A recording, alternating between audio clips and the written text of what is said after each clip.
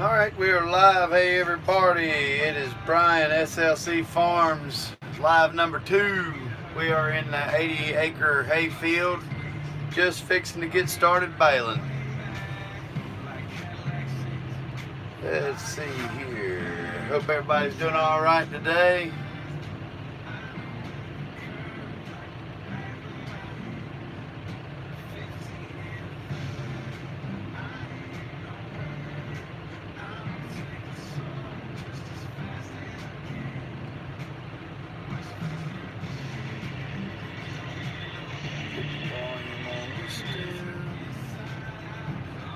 There we go.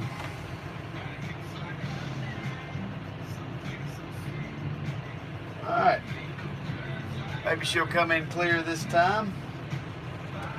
We had started losing service, good service over in the last field we were at, so we had to end the live stream. But we got a new one started. Let's get the baler fired up here. Get moving. So the count on the bale counter is 1,034 bales. Just for reference, we'll see what we make here in this field. I'm looking for at least a couple hundred bales off of it, if not more.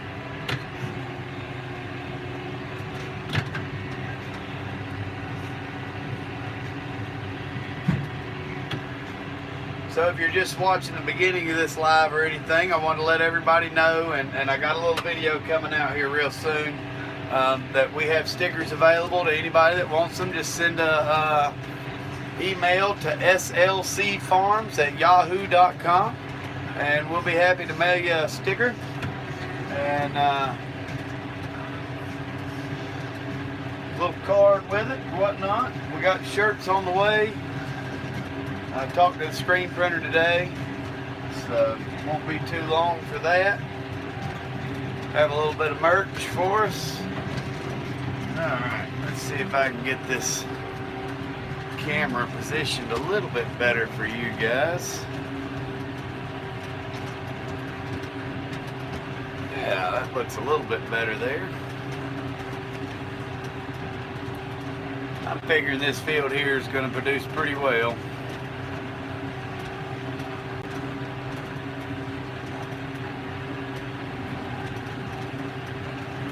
I know it's 4:30, everybody's probably on their ride home. We had a pretty good live earlier, a couple hours long. Had lots of good company riding along with me. But for now, till we get some people on here, I might just let some music play in the background, something like that. So we'll see how it goes. We will be making bales quick on this field.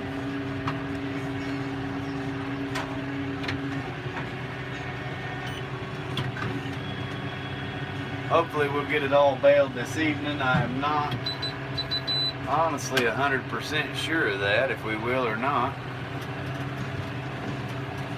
I guess it depends on how fast we drive.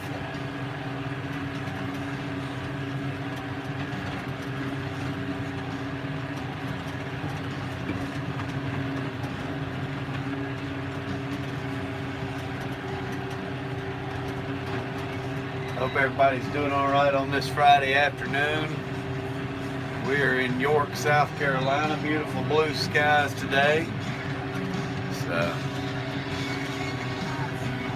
I said we're starting to get a couple people on. Got 3 people riding along with us. You guys pound that thumbs up when you come in if you can. Probably take a little bit to get the live stream out.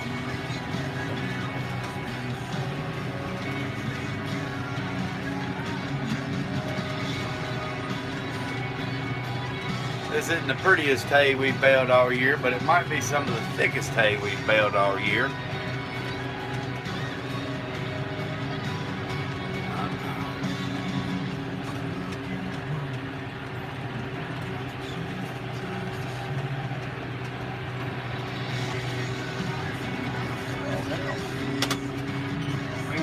loaded up a bunch of hay behind us here.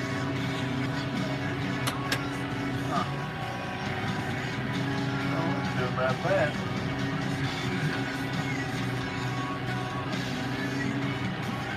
Bunching up under the tongue there. What it's wanting to do. Uh-oh. See if I can take the loader and drag it back some here. That's the problem with really tall windrows. I want to catch up under the tractor there. Y'all can see that big huge pile there. Take a tire and put on it and see if we can get it over there.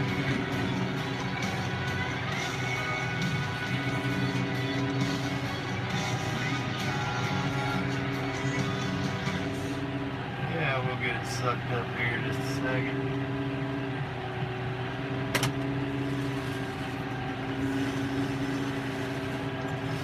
Back up here.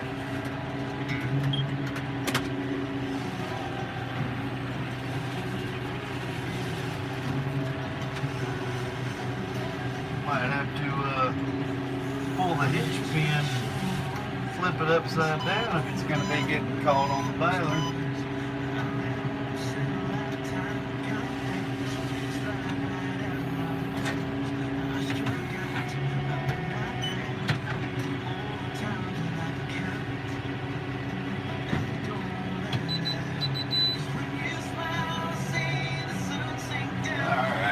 Try it again here.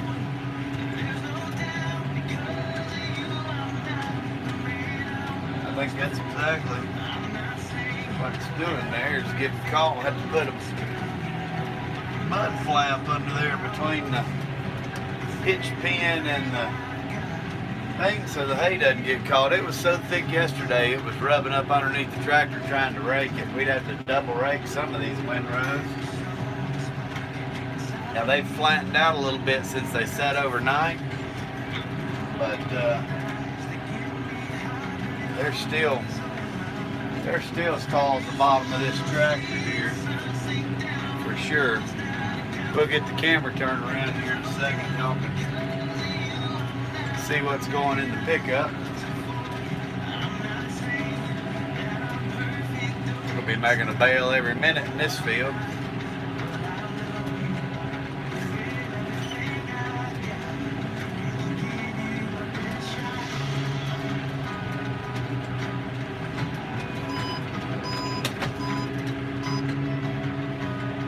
That beeping there signals that we're full. So we got 6 people in here, guys. Y'all pound that thumbs up. I only see one thumbs up. That way it'll get it out there and let people know we're live. That's if you can. You might be driving down the road or sitting in an office or in a position where you can't hit that thumbs up, but it does help YouTube send out the stuff saying that we are live. It seems to anyways.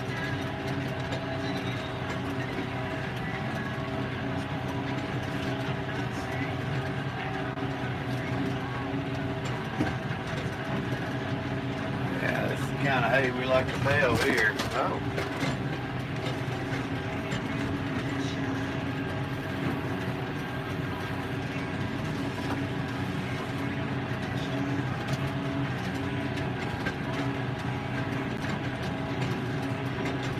Got a few rough spots in this place. The guy that fertilized it, it was real wet, and they left some nice ruts from the fertilizer truck compared to what I do.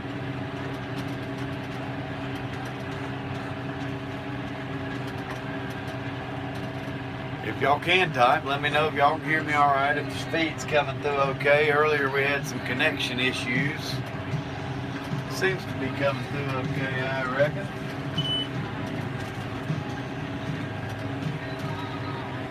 I can put a roller on the front of this thing. Loud and clear. All right, good deal. Troy, appreciate you coming back by with us.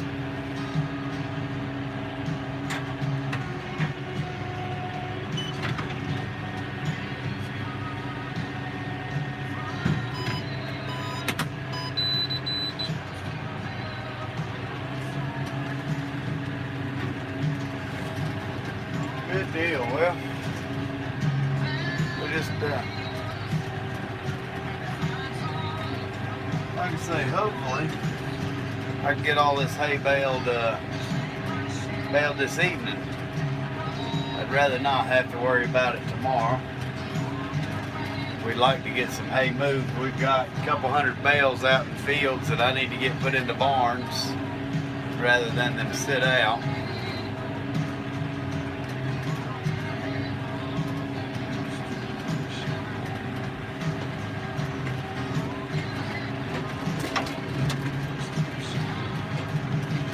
Y'all can tell when we start going over bumps, which this tractor takes them pretty well. It rides really good.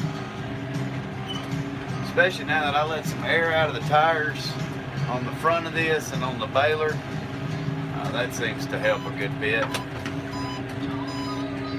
And we're going to be making a bunch of bales.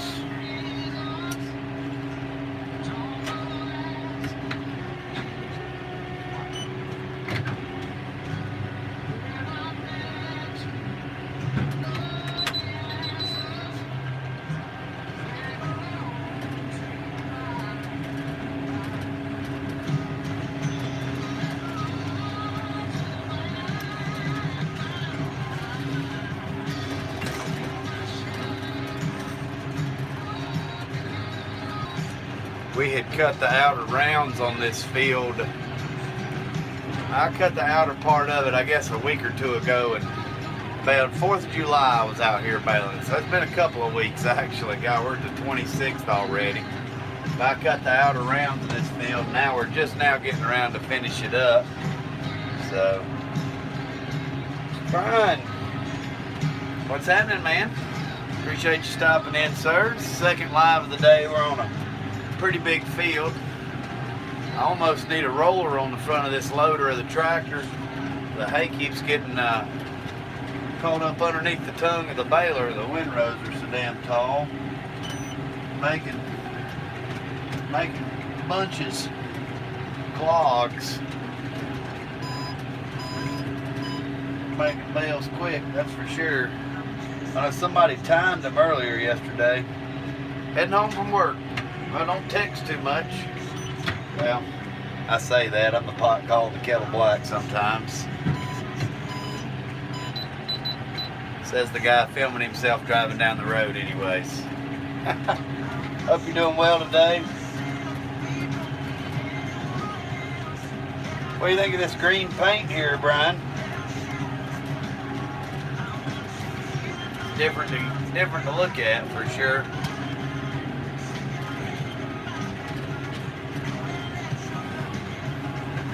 As I ask you a question and tell you don't text and drive. It's pretty funny.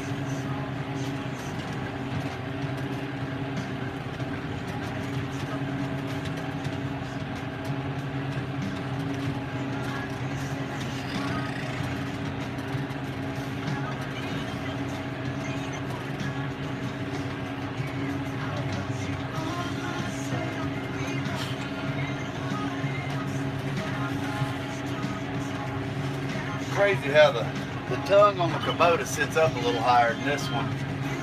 This one drags the hay a good bit, but this tractor's bigger. It almost needs a straight drawbar coming out instead of this one that's tapered down.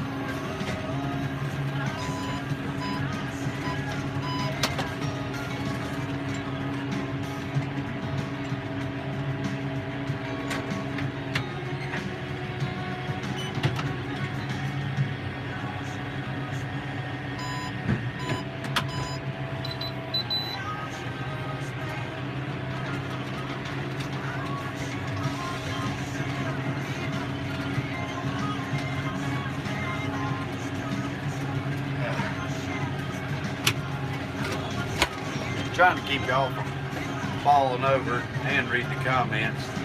That's what I was saying. I had to have a mud flap or something so I don't drag hay. I don't know if you can flip the drawbar on this tractor or not, Tom. You might be able to, but I was thinking the same idea there as Brian, as like a mud flap or an old bale, and put there at the drawbar, mount it to the front of the drawbar so the hitch pin, so it'll kind of help mash the hay down. The part we're in right now, some of the thinner hay, when we get to the other side over here, I kind of started on the upper hill.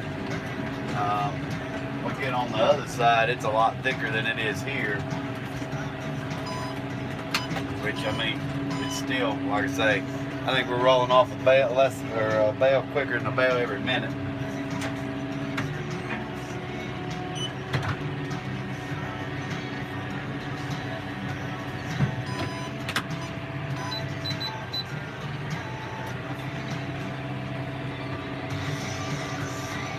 You like the green thing.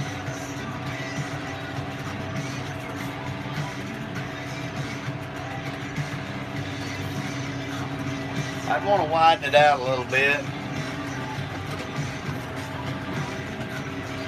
Make it right, I think, a little bit better if I stretched it out just a little bit more than what it is.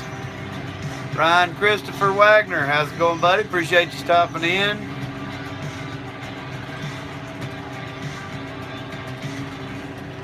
Okay, just cut a hole in it, slide it over the drawbar, then hook up. I see what you're saying there, sir. If I had some rubber with me, we'd do it right now in the field.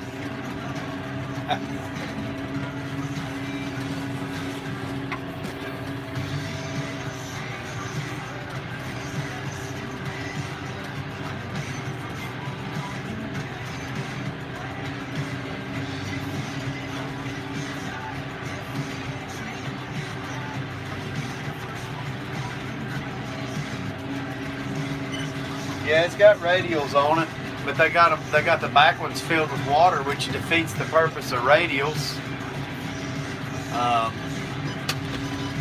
Like my Kubota, it's got those radials, and I didn't want them. They asked did I want them filled, and I said no, because that defeats the purpose of the ride on the road. I'd rather add more wheel weights to it.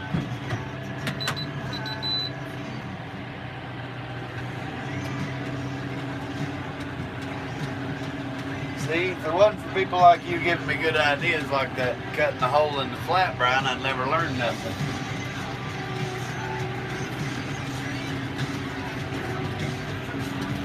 That was all I used to think YouTube was ever there for. I didn't realize there were channels that like posted regular videos and content. I thought YouTube was just to like look up how you change the starter on a truck or a wheel bearing or rebuild a motor.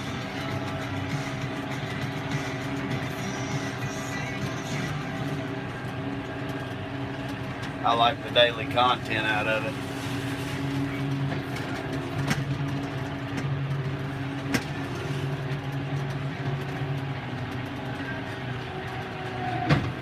Oh hell. Well, I just jammed the damn baler here. Let's see if we can get it fixed.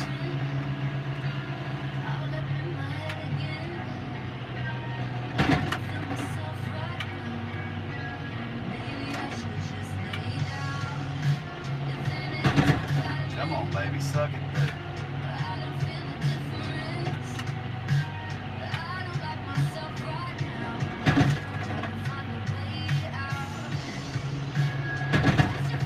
Don't want to. Starting to.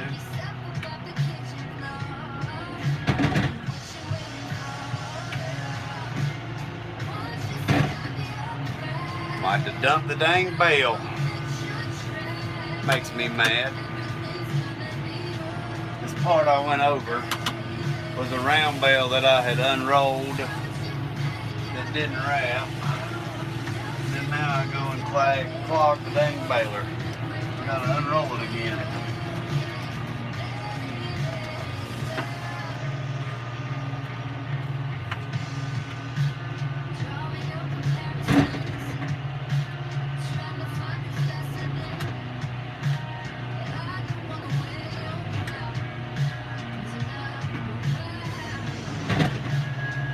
Oh, it's so close. There it goes. We sucked it through. Hell yeah. Good job, Baylor. baler has a drop floor in it, but it automatically drops if it senses a clog. But sometimes you can still jam it up. Especially trying to suck up a round bale that's been unrolled.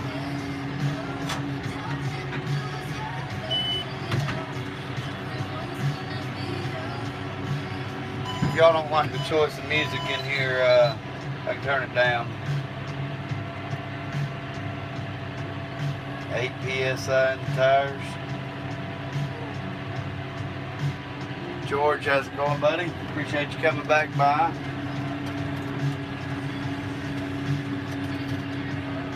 Alright, we're going to go try to suck up the rest of this round bale that I didn't get.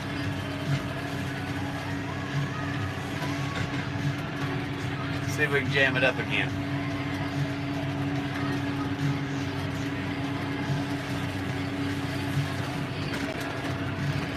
Oh, heck. I'll slow down a little for it this time.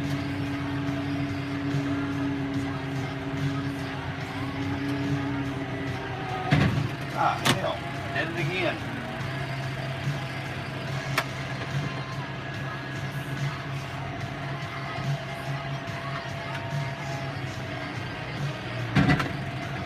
Oh, this time I ain't got a big bale in there. I'll just dump it. Blow it through.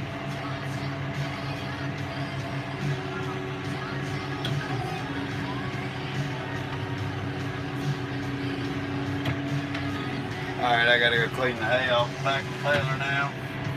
Well, might not.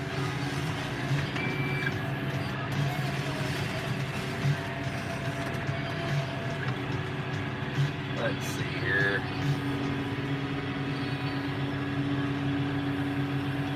Yep, I gotta jump out and clean the hay off the back real quick. Be right back.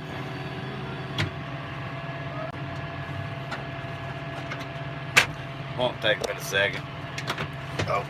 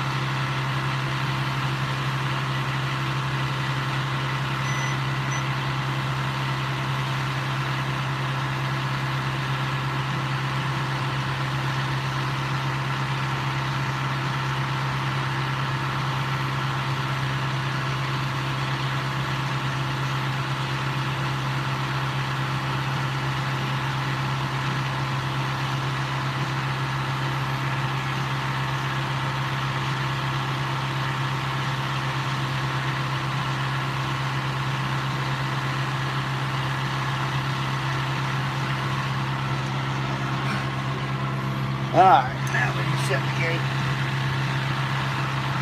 Where I dumped that bale, the hay had the gate held open there. There we go. Alright, fired back up. Let's roll.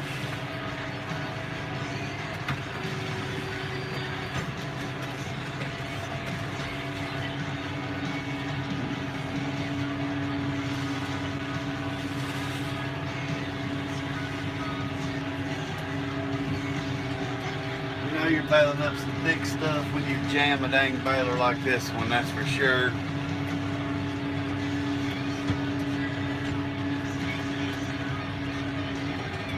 Alright.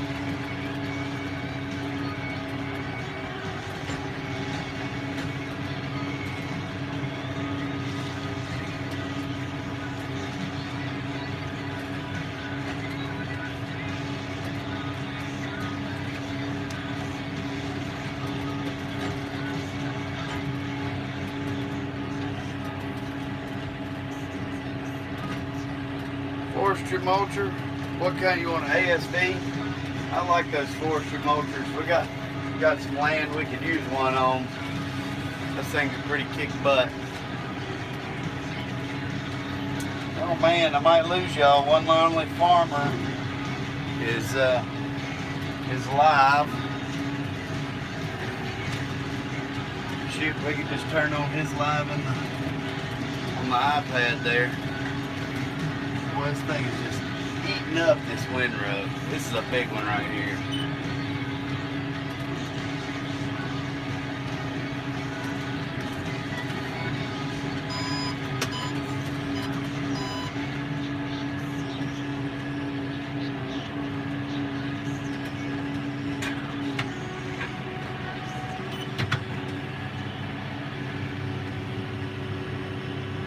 Hi Zachary, how's it going, sir? Appreciate you stopping in.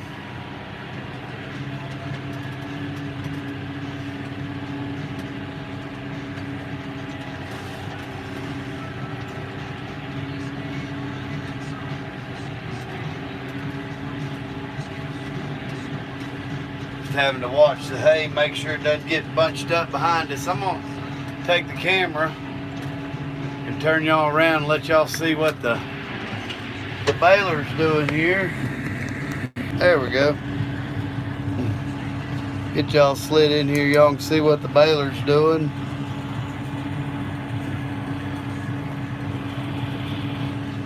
There we go.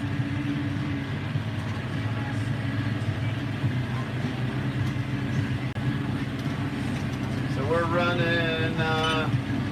running about 5 miles an hour in this thick hay right here.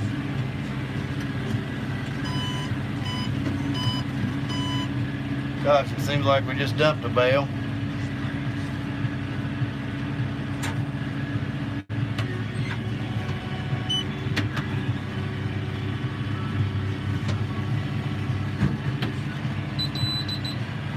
Got 10 people in the house, 4 thumbs up. Y'all pound that thumbs up if you don't mind.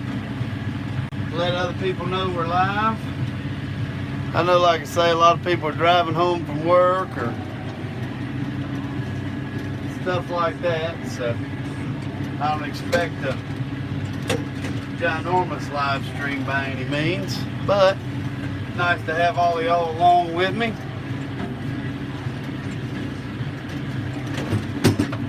Damn, what a hill.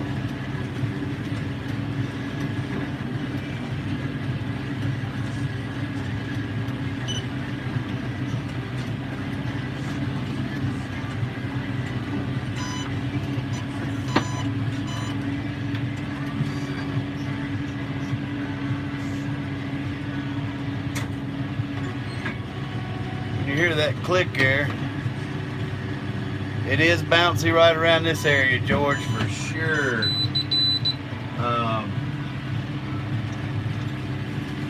This is where they had loaded the litter truck to spread the fertilizer this year. Right here where we're driving across is where they had put it. And I guess everywhere they drove that truck, man, it's rough. But I just go a little slower.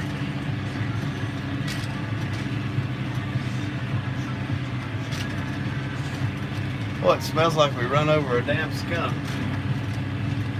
Where that litter was piled up. We're on the side of a hill right now. It's the worst little area in the place. Once we get this done, it all smooths out. Seems to do a little better. At least it was when I raked it.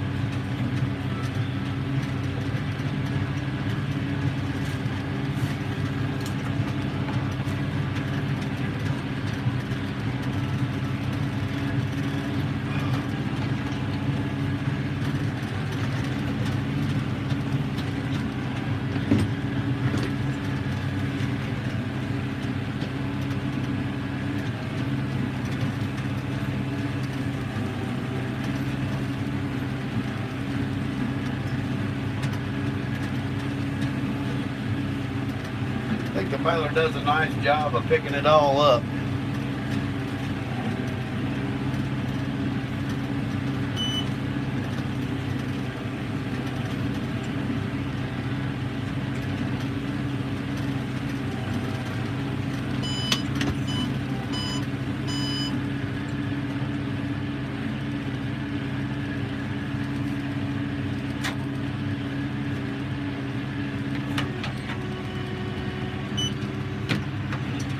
honest, I have not been on that long, sir. We're just trying out this John Deere Zachary. It's a demo unit from our local dealer. This is the first Deere that I've ever used. We're planning on trying a few other brands as well. Our local Kubota dealership can't sell us this size Kubota. They're not allowed to sell this size, so we don't know who we'll try out a bigger Kubota from. Didn't get a notification this round, huh?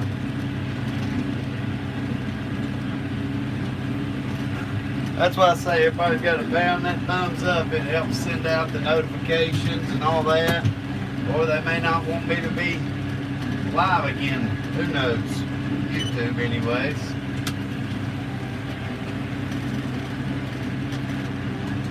Yep, who knows? Let's see here.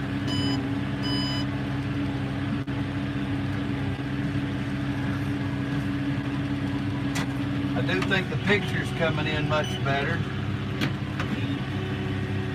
I could definitely turn y'all back around to the front or wherever. Y'all just got to say in the comments where you want to ride, if you want to see what's going on in front or behind, or I can move the camera, like I say, up, down, out the side, whatever.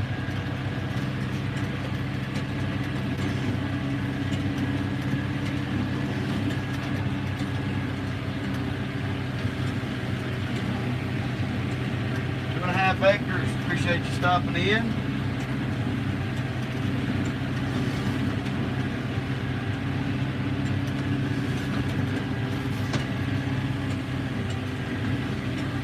I'm glad y'all like that view then. Watching the hay go in the baler, seeing what it's doing. I'll try to keep the dust off the back windshield there for you.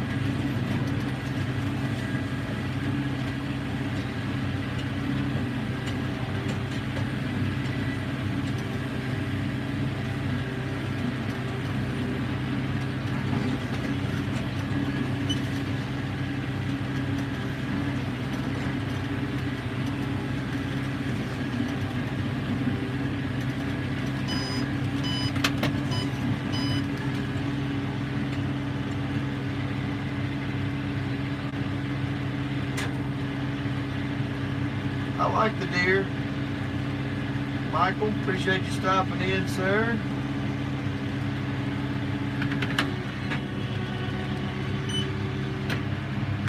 That's good. That's good. I'm glad the video is better.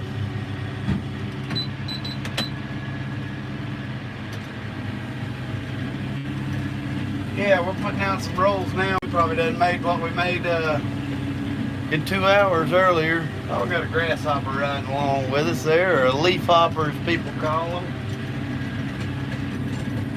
Yeah, it's sucking her right up. I'm pleased with this baler. Like I say, it'll eat the hay. The jam ups and stuff have been due to me more than anything. So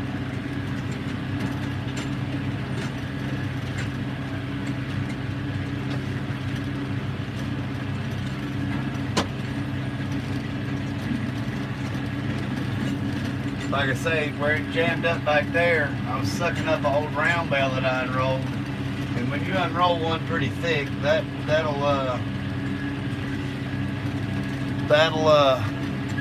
jam one up for sure. And I mean, I hit it at like 5 miles an hour. That don't help things.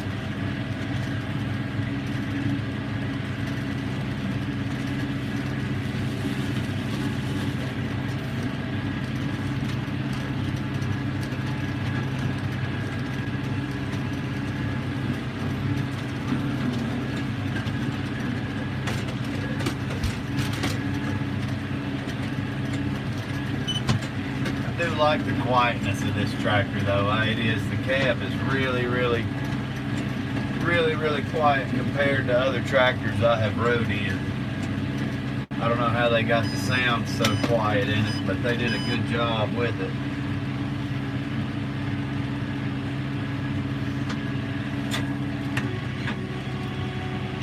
Yeah, Michael, for my first time using a John Deere, I say that. I got to use a 6130M last year, baling a few round bales of straw. This is the first time I've really put like some hours. I've gotten about 10 hours in it now.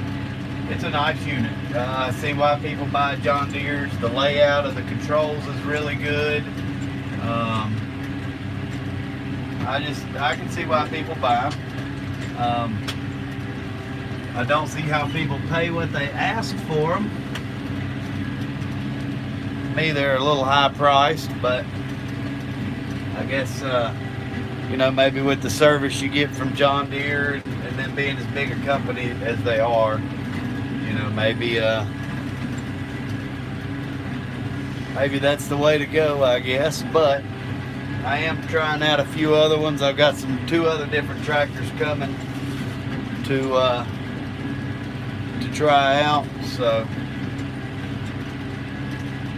y'all will get to see some red and a different color green. And I really would like to try out an M7 151.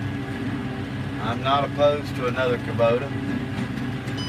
I'm just opposed to a dealership that can't service it.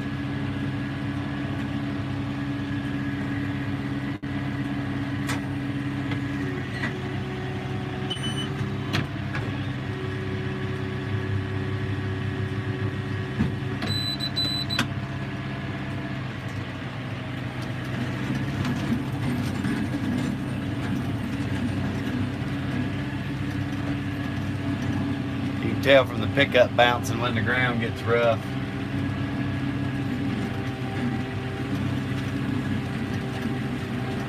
This is some tough hay though, I'll say that. Like I say, I don't know if y'all can see it in the actual video, what's going through the pickup. Yeah, there's a lot of grass, but there's some pretty tough woody material in there as well.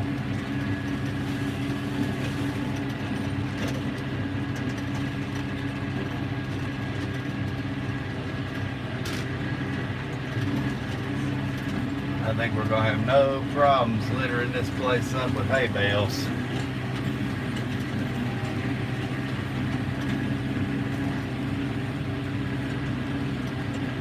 Junior, SOT, how's it going, buddy?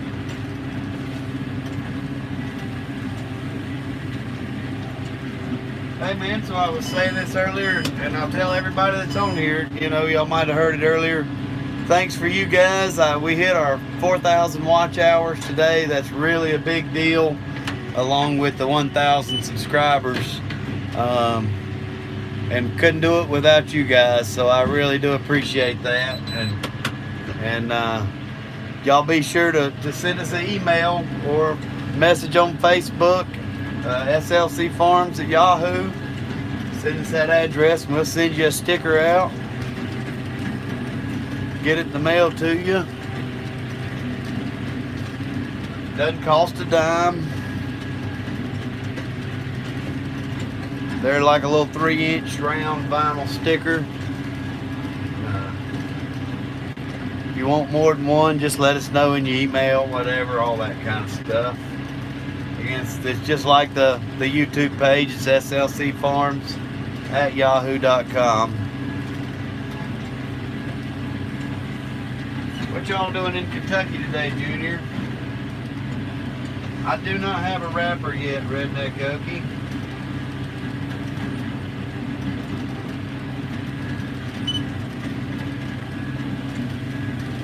Really, with having beef cattle, there's not a lot of need, but I could see the benefit in the springtime with maybe some oats or rye that we want to get off when the weather's not allowing us.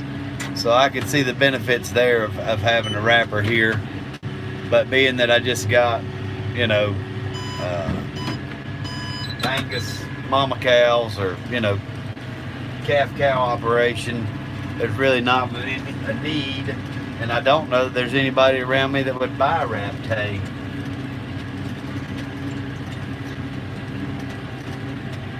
Our main market around here is beef cattle and horses. You got a few goat farms, large goat farms, And I also got a few alpaca farms. Oh, wow. It's the ends, it's the hedgerows that are so rough on these fields.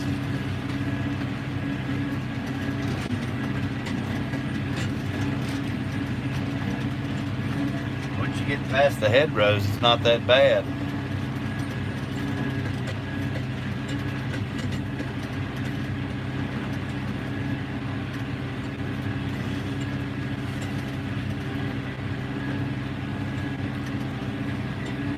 Trying to keep the dust off the glass for y'all so you can at least see what's going on.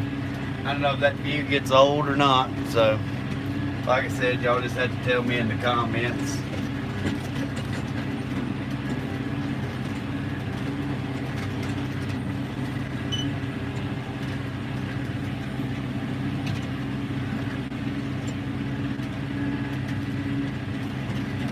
I'll play it in the background.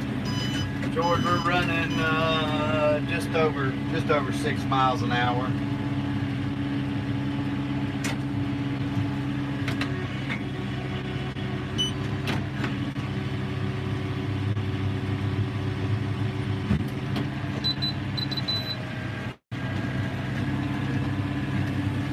I've got several videos I need to edit and a lot of footage I need to put together and just have not done it yet. It's cool. This tractor's got like a little power meter. It shows you like when it boosts up or stuff like that. You can tell when you go through thick hay, you can watch that boost gauge like go up.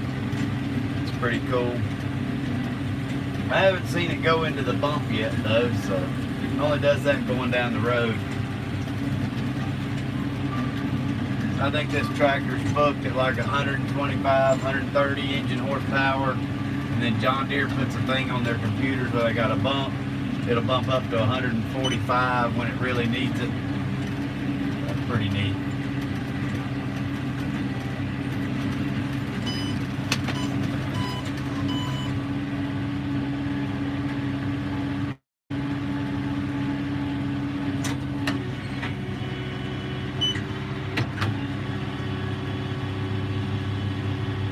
You did not miss anything, Brian, and you know you went over and watched one lonely farmer's live stream talking about Nancy Pelosi. I seen the ad on the pop up on my notifications.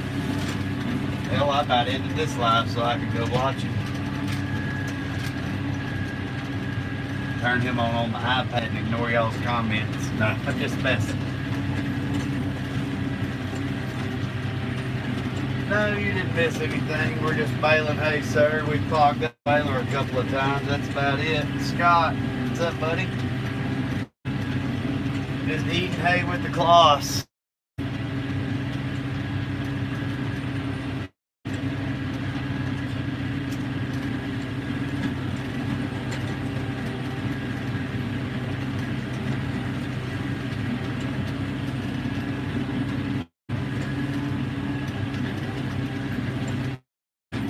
Old baler, she's eating the hay.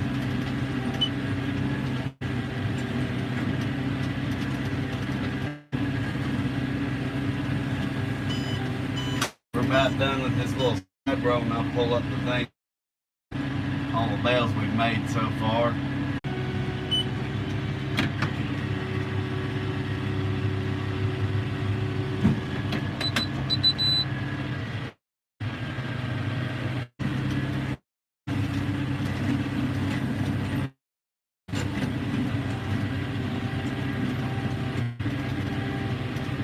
Well, I have officially run 1,000 bales through the cloths now. It came to 50 bales on it, so we're well over that now. With it and it's 1,000 bales, it's done me right. It'll continue to be hopefully it'll continue to be a good bale for us and last a long time. We're in the thin part of the hay right now, Scott. When we get on this other half of the field, the windrows are, I'm gonna really wish I had that rubber mud flap on the back.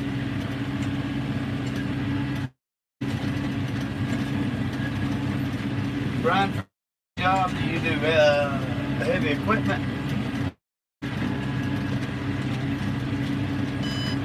He's like a teenager. Heard that.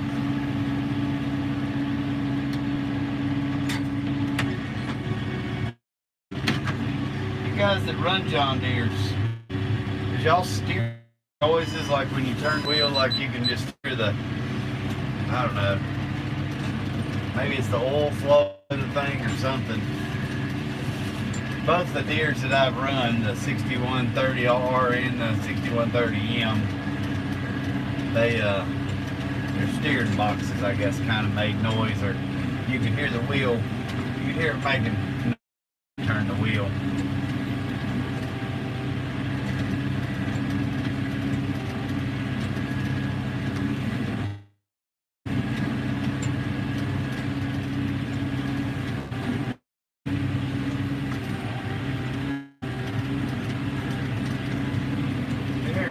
Some of these damn, I guess, little clumps or whatever, because of the way a B-rake rakes, you'll hear it almost bog the damn baler.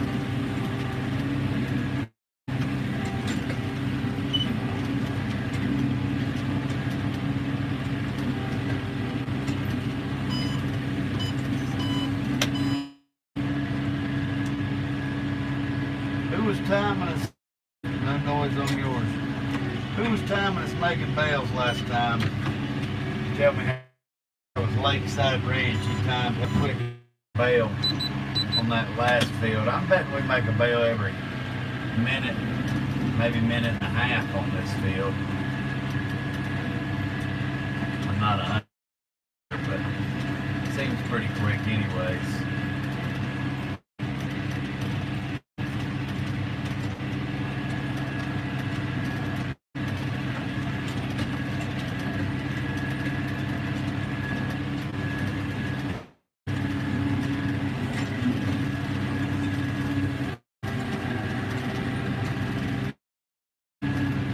One guy I haven't seen in a while, works a lot. I haven't seen any videos posted from him in a hot minute.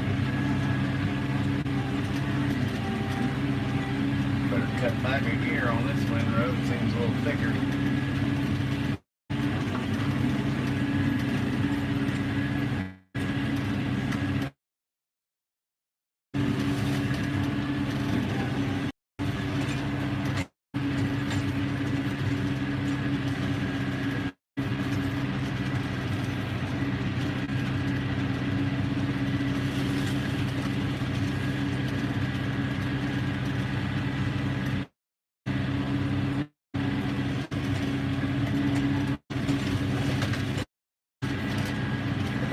Up a little back corner back here before we go to the big part of the main section of the field, I guess you could say, from the drone footage. He's working a lot. Yeah.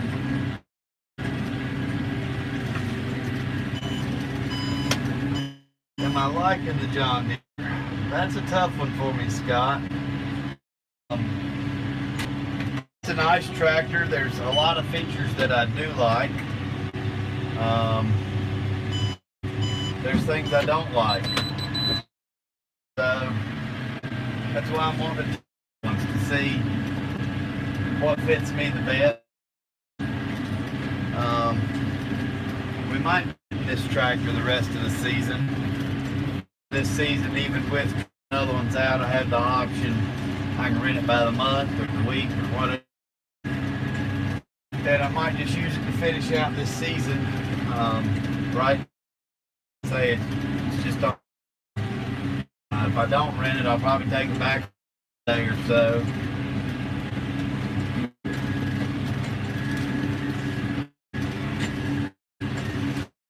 I don't want to rack up a ton of hours on, I don't know, something that's not mine. I don't know if that's right or wrong or what, but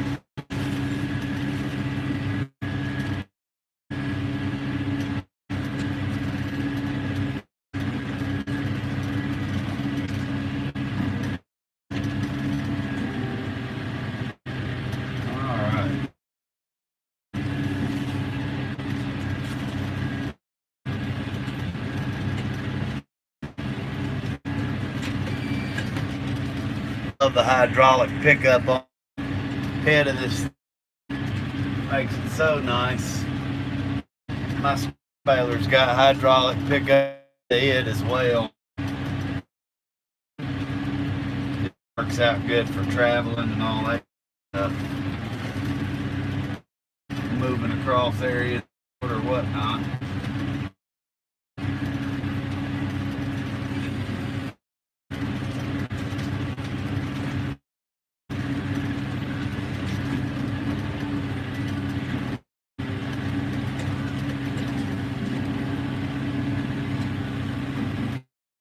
Yeah, this was raked with an 8-wheel,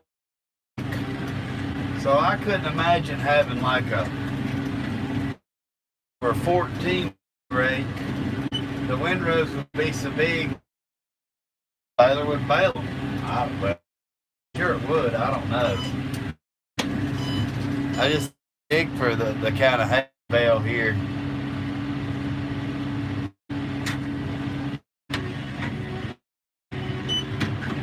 Would definitely have a roller to smash it down if you had like a. There's times I've been in thin crank. I wished I had like a 10 or 12 wheel to pull a decent size together.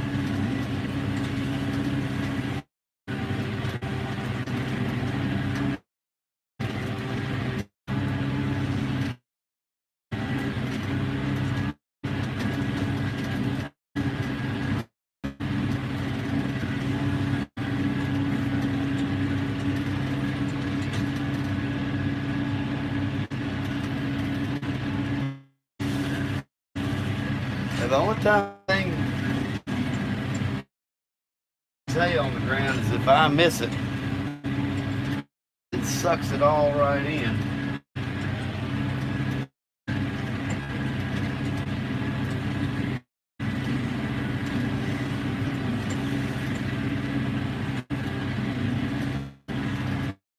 Lovely.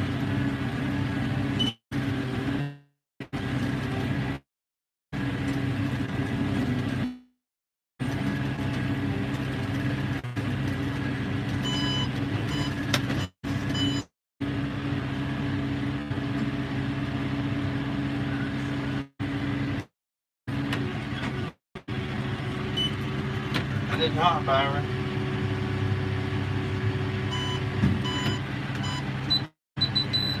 If I must say, I'm kind of talking to the old one again, still a little.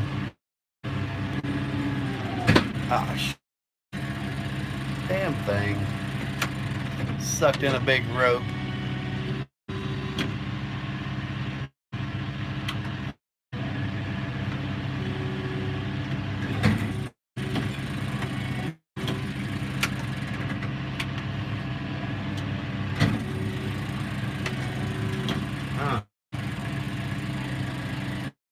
Oh, it keeps wanting to suck in more.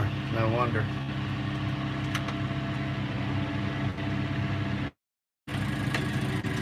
Oh, we might have a big wad now.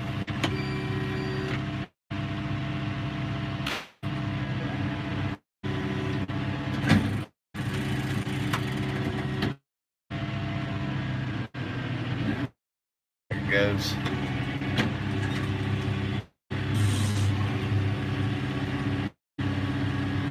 Buried up times, Scott.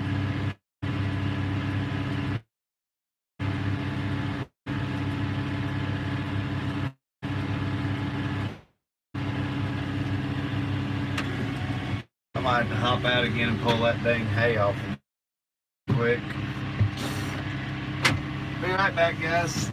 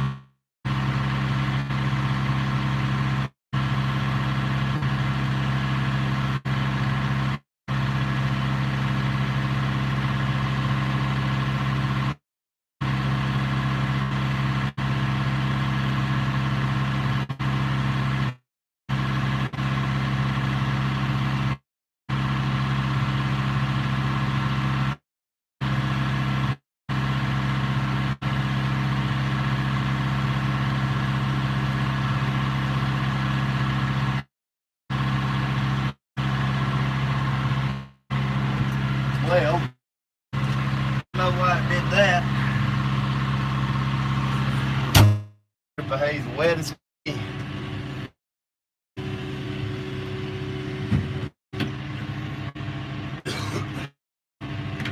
we are not going to bale this little strip. It needs to be pulled out into the sun. Let's see here. Yeah, that was wet as can be. Fly rubbed together like it did.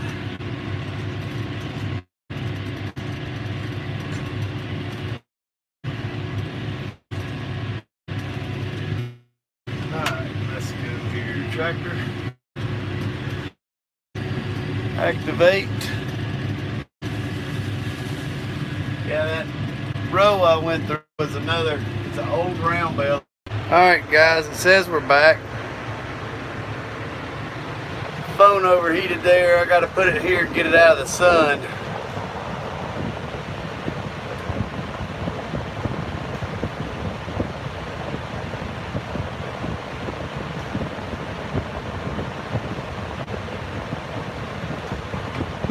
Saying we're back.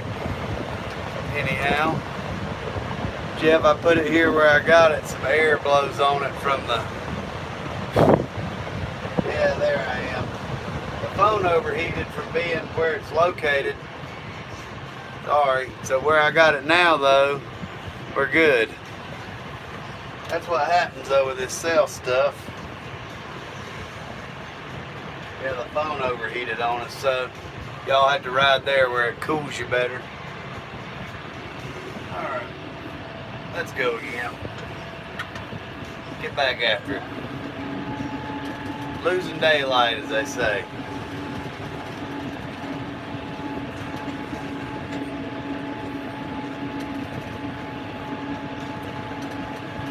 I'll show y'all where we just jammed up there a second ago. What we jammed up in. Like I say, when I was here on July 4th baling, I had 3 that didn't wrap when the baler messed up, and I just left them out here in the field while I unrolled them when I was raking hay. Well, it turns out that hay was still kind of, I guess, wet from where it had been in that roll like that. But right in front of us there is the old nasty stuff where it bunched up on us. Right there, that's the old nasty stuff. I'll just pull it out into the field a little bit better and get it dried out and then come back and suck it up another day. Not that big of a deal there.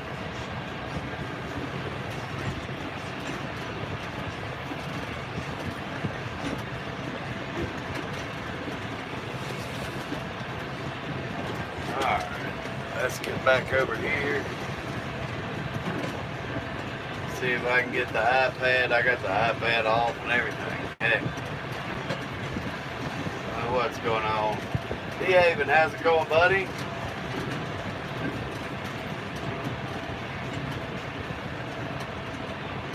Appreciate you stopping in, sir. We've been trying to do about a live all day kind of deal. We've had to cut it off a couple of times just for stupid things. Phones overheating, service not working that well, whatever.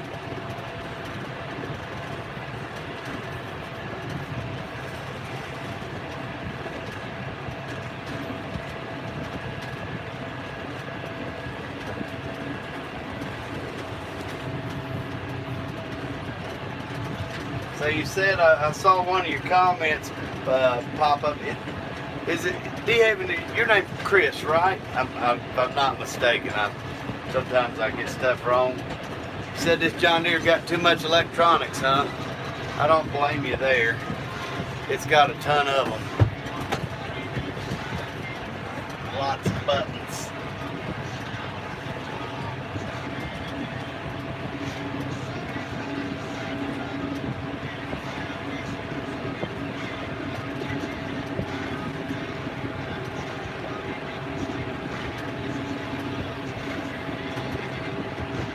Chris, okay, good. It's a nice tractor, Chris. I just I don't know. I'm not used to it. I'm used to my old orange tractors, I guess. Even though I got, let's see here, I've got about 16 hours in it now. I like the tractor. Like I say, it's just a little different for me. So I had the camera facing on the pickup of the baler.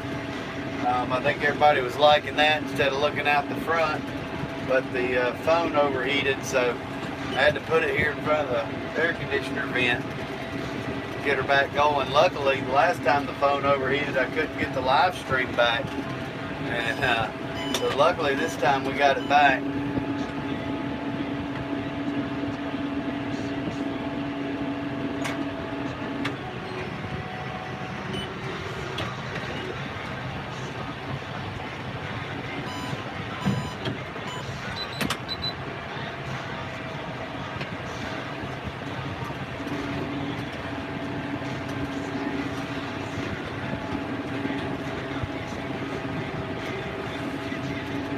I'd say when we get done with these next 2 rows, we're probably like a third of the way done with this place, maybe a third. It's a big field, about 80 acres altogether, I guess. I'm either going to replace the M5 or just add 2. The M5 is really not big enough for this baler. On this hay right here, I can tell you I wouldn't be running. We're running about 5.5 right now, and we'd be running 3 in the M5. And I could push this a little faster, but I have to hold y'all from falling over. I just bumped up one more gear there. I'm in C2 on this thing right now. We're almost 6 mile an hour there at C2. And easily, if I didn't have this tripod, I could run another gear faster. Just because I don't mind the bouncing as much. But what I'd love to do is just add another tractor, keep the M5 as a good loader tractor. And for cut, I like right now, I got a tractor hooked to a baler, a tractor hooked to a cutter, a tractor hooked to a tedder, and a tractor hooked to a rake. And that has really increased my speed in doing things and my want to be able to there's a lot of times I'm like, I want to go cut hay, but then I got to go hook up the dang cutter, and being a 3-point disc mower, you know how them things can be a pain in the butt sometimes. And so I'll talk myself out of it and I'll get it tomorrow. And now I'm like, I'm going to go cut hay for a couple hours. And so I go cut hay for a couple hours, and then I can go bale the next day and whatever. It's not as big a deal now. It's so much nicer, I guess. Now switching the rake and tedder, they're not too hard, so it's not a bad speed.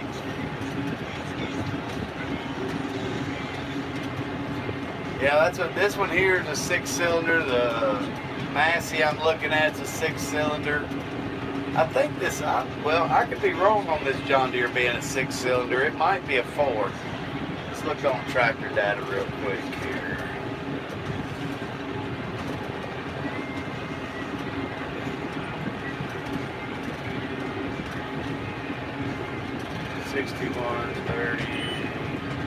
R.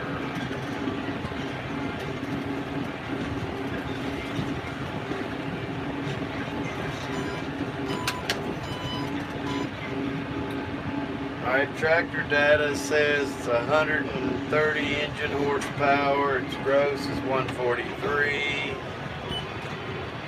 And it is a 4-cylinder diesel in this tractor here. Yep, it is a 4-cylinder diesel. The Massey I'm looking at is a 6-cylinder.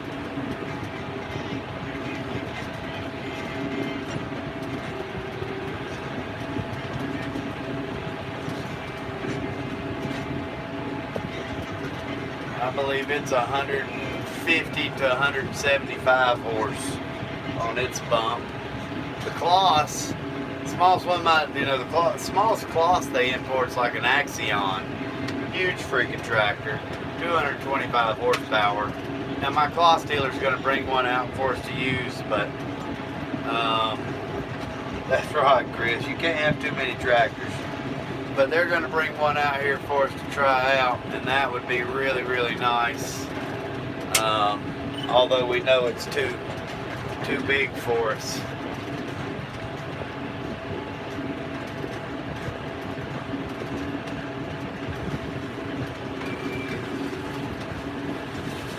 Alright, that takes care of that upper part of the field there. I think we made about 50 or so bales on it.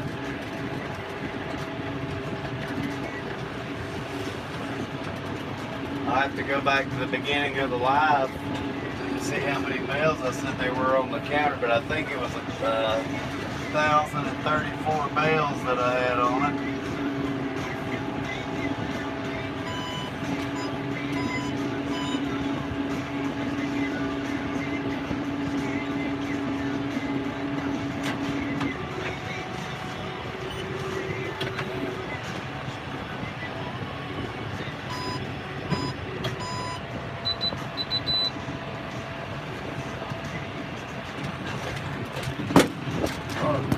Sorry guys, this is the roughest little part right around here. Like I said, this is where they loaded litter this spring. I didn't spread this field. Another guy did. And man, it's so rough in this little area right here. I guess where they had the trucks and the tractors going in and out so much. And then there's a couple of spots they got stuck in this place. And those are pretty rough too. Definitely going to have to be fixed up over the winter for sure.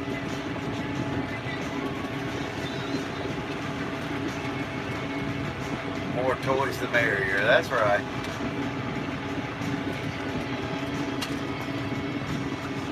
And we still got 5 in here riding along with us.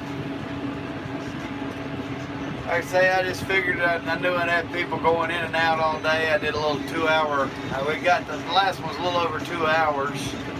And then I figured I'd try to do one throughout this whole 80-acre farm here. Heck, I ain't got nothing better to do. Doesn't matter if it's on there. It's unlimited data, I guess.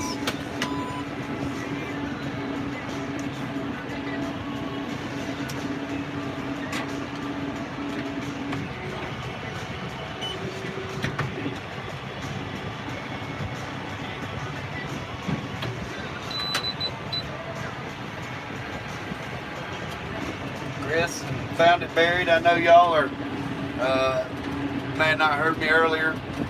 We got a email address, slcfarms@yahoo, or you can send me a message on Facebook or Instagram, same thing. If you want a sticker, we got 3-inch vinyl stickers.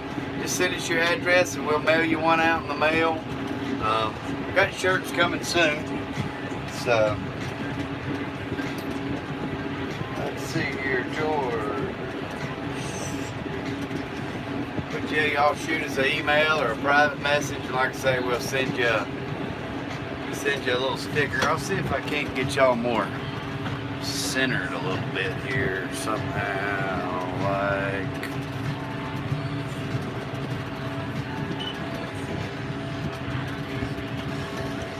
That's a little bit better. That way you don't have that big tractor arm right in the middle of your screen. That's the only thing I thought about these self-leveling loaders is where, how big that thing, that cylinder sticks up off the front. Yeah, I like having the company, George. I appreciate, I like it when people comment and ask questions and all that kind of stuff. I like talking to everybody. A lot of fun for me. People telling me where they're from or stuff like that.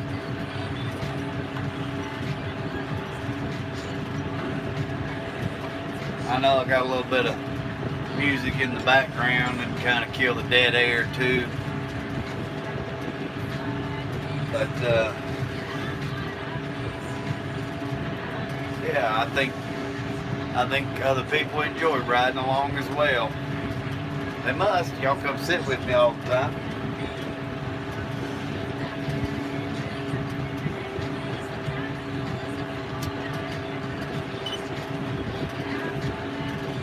Making them bales quick right now.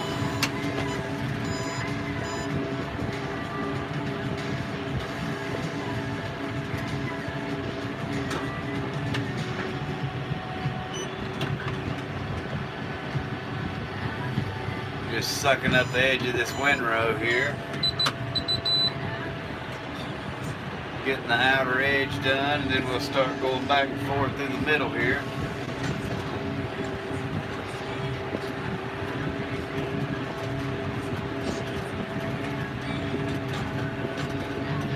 Gabe, how's it going, sir? Need to be doing the same thing. Now I take it you either got rain or work or a piece of equipment down, so it's holding you up. We've got good weather now for a little while, which is it's good weather to make hay, but scary weather for fall cut, because we don't have really hardly any rain in the forecast coming in the next like 2-week forecast. There's a couple of chances of thunderstorms, but nothing too much really. Man, that was quick between bales right there. Somebody's got to time us.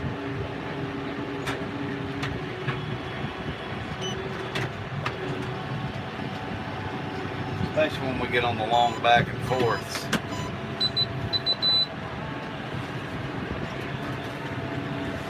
I'll turn the camera back around in a little bit to the pickup once it cools down a little bit. Like I say, I didn't realize it was going to overheat hanging back there.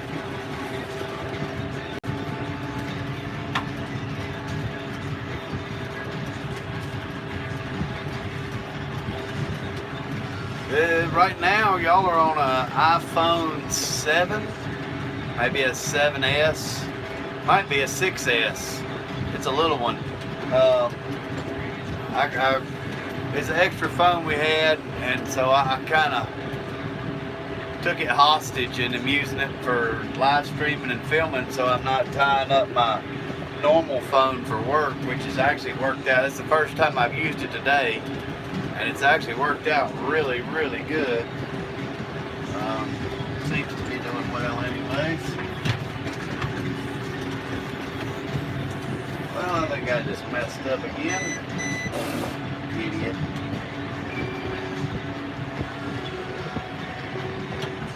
I pulled the wrong dang lever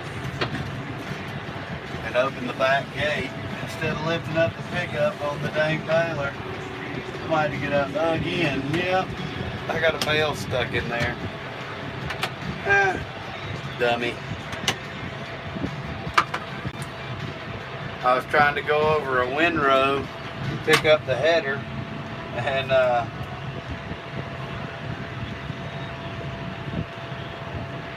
slaving for the man. Yeah, I heard that, Gabe.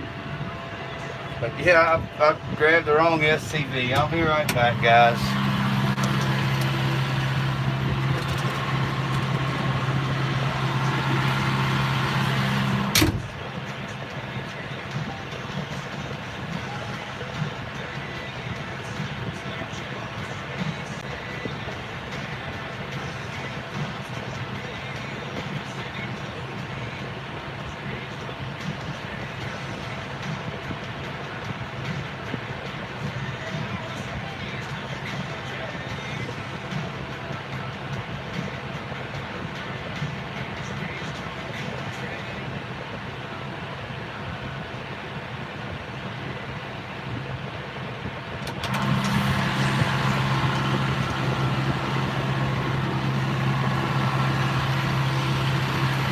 Let's see if we can get it closed now.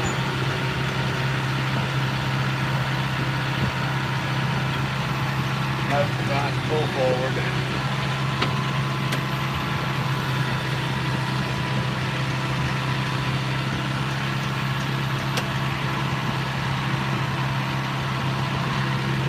Sorry, guys.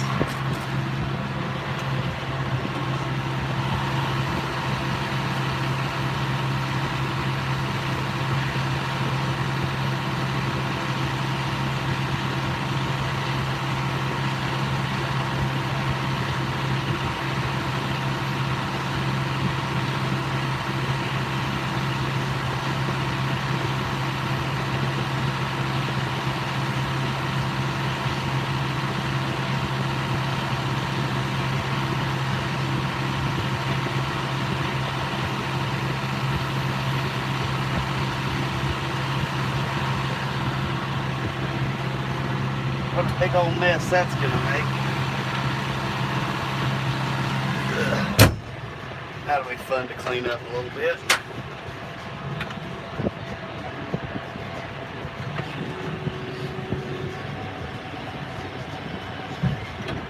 Alright, all cleaned out. I did that the other day. It's like one of the last bales I was baling. Went to go up over a terrace. I reached out and grabbed the wrong SCV. And dumped the wrong bale, or dumped the bale instead of picking up the pickup on the header.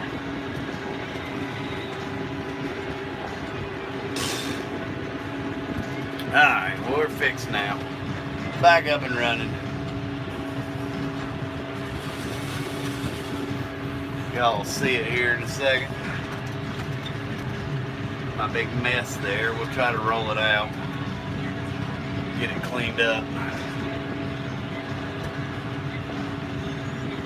The thing about messing with this stuff, it's got briars in it, so it's a pain in the butt to like go pull out of the baler and all that kind of stuff.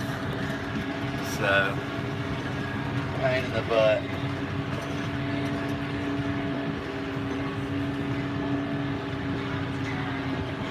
Don't want to pull the wrong tit?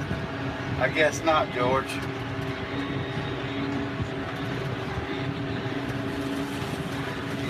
Wonder if we can suck up some of this without screwing up. Should we do it? Let's try.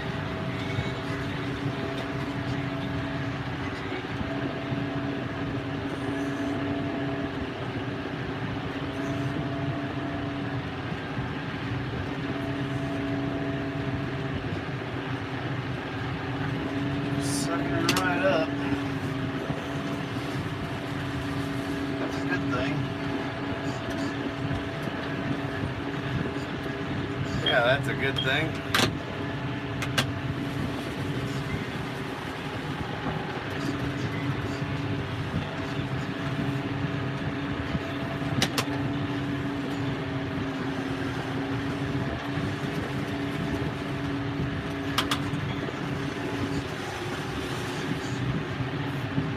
Now all we gotta do is just push out a little bit of a bale.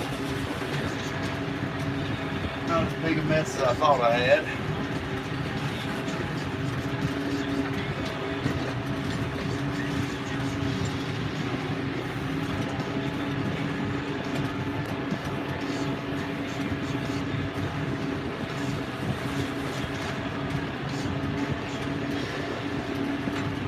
Try to get all these harder spots first, guys, when I bale my fields. I don't know, I've just always kind of been that way with work. I try to get the hard stuff done first, so then it's easy sailing towards the end of the day most of the time. And y'all can tell from how many times I've had to get out of the tractor to unclog a baler. Now that last one, that was my own stupid fault.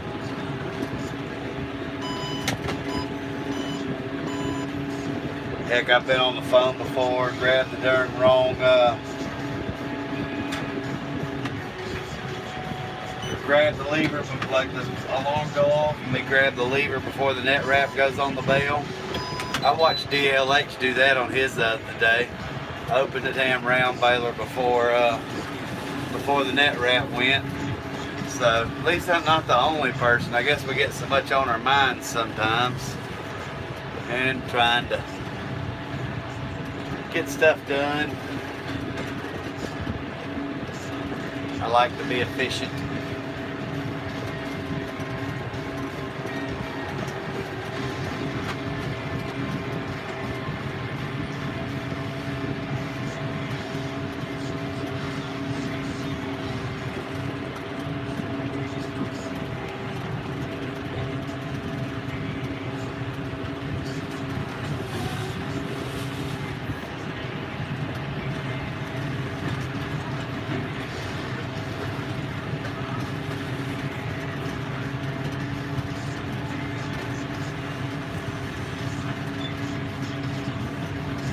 Push that right out of the way there.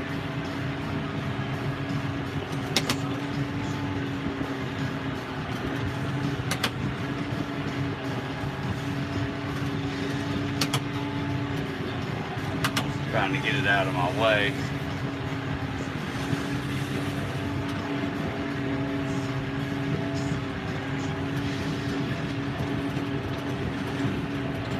Right here is one of the areas where the litter truck got stuck, and it's so rough, but I was able to rake around all the ruts and make it where it wasn't so bad for the baler.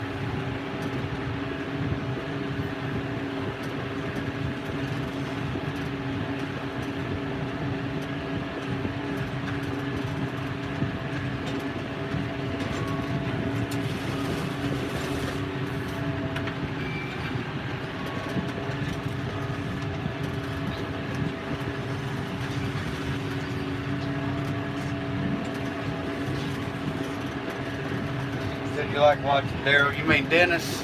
Or DLH? Is that who you're talking about? He's the whole reason I started a YouTube account, so I could comment on his videos a year ago. I started it like, I don't know, this time last year I think I started my YouTube account. I didn't post a video till like September, but I wanted to comment on one of Dennis's baling videos. I'd had a question for him. And we bought tractors the same week. He bought his Massey the same exact week I bought my Kubota, which was pretty cool. Yeah, Dennis. I just wanted to make sure we were talking about the same person.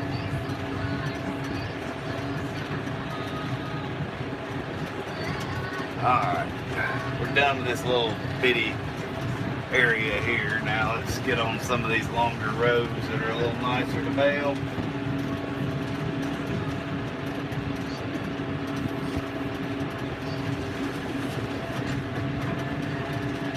There we go. Get on some good ground here now. Be able to pick up a gear. We'll wait till we get this bale made.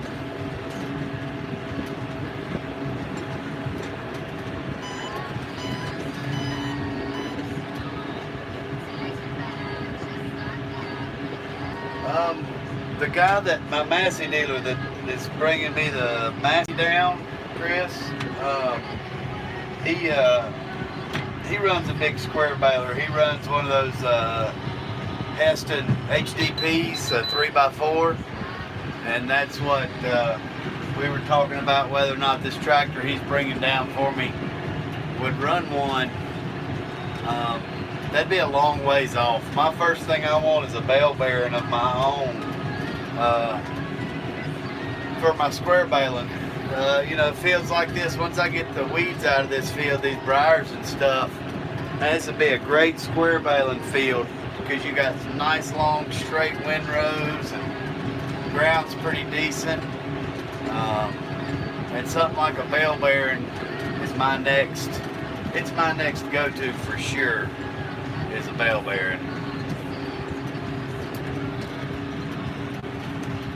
And that's hence the reason I'm also looking into bigger tractors, because the M5 definitely will not pull a bearing. It just doesn't have the hydraulic flow for it, even if you got the extra hydraulic package for the bale bearing. So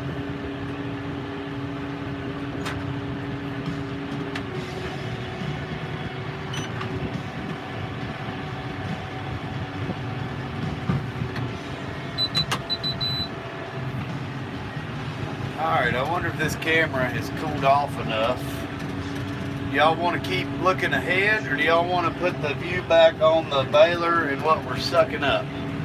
I can turn the camera back around. It's more shaded back there now. And so it depends on whichever view y'all want. Y'all just let me know. Oh, hell. Jammed up in this stuff.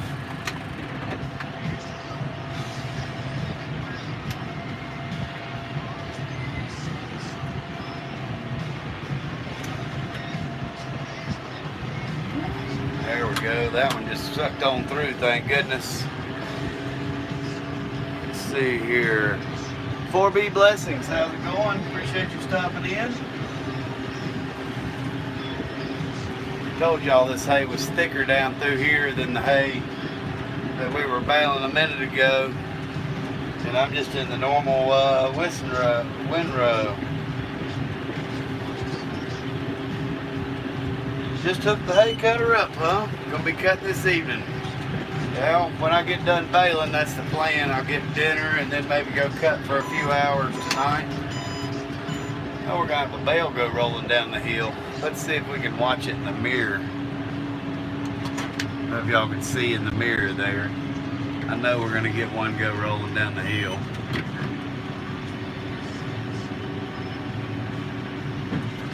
Well, I say that, but I don't see it in the mirror. Maybe she didn't take off like I thought.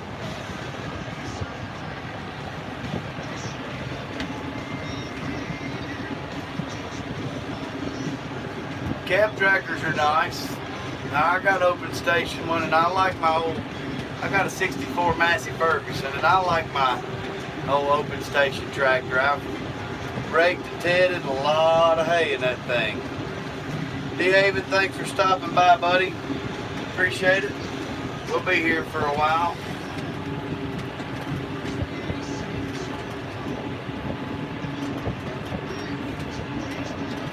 A bale bearing, Chris, is it's a thing that goes, you can either go behind your small square baler, or you can just go manually out in the field, but it takes small square bales and puts them into bundles of 21, and it makes a cube that's essentially 4 foot by 4 foot by 8 foot wide. And you can just, they're easy to load, you don't touch the square bales. Really nice things to have. Very expensive piece of equipment to have. If you want to see one in action, if you check out either one of my videos, that's one's a trip to the rebaler, and then the other one's like one of my most popular videos, is the first edited video I ever did. It's just on the rebaling setup. There's a bale bearing in that video, and it takes all the bales, like I say, and puts them into cubes of 21. Mahindra 6000 and 4020. That 4020, they're good tractors. God, this windrow right in front of us, guys, it's darn wider than the pickup of the baler. I had to back off a gear, this hay's so heavy. Crazy to me.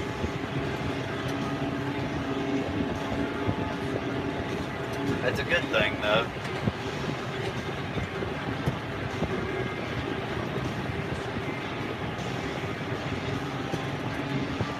This is a Kloss variant. Let's see here if I can. It's a Kloss variant 480 RC. It's got knives in it. It's a roto cut baler or silage baler. That's the baler there. Let me wipe off the window real quick. Y'all be able to see it better.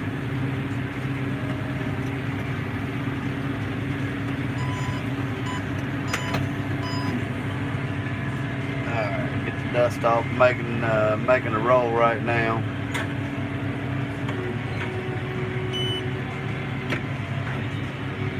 It is kind of like accumulator Chris Burr, but I've got a 10 bale accumulator. Y'all want me to put you back here where y'all can see what's going in the pickup here? Let's see here. I don't know if this thing, yeah, rotation locked. So if we do it, you're gonna kind of see that thing from my camera in there. I guess that'll work right there. How about that, guys? Is that okay?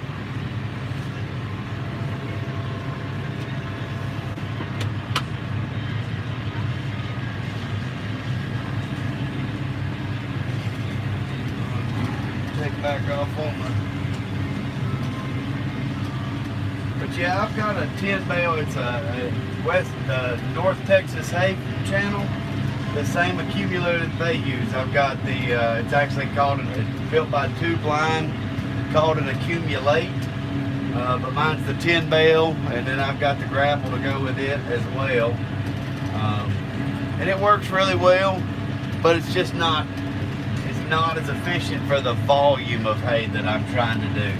I think for a person that does between say 3 and 5,000 bales, maybe 10,000. I about pulled the wrong dang hydraulic lever again. But you know, first at max 10,000 bales a year, really. The accumulator grapple works great, but when you start pushing over that, it's still too time consuming.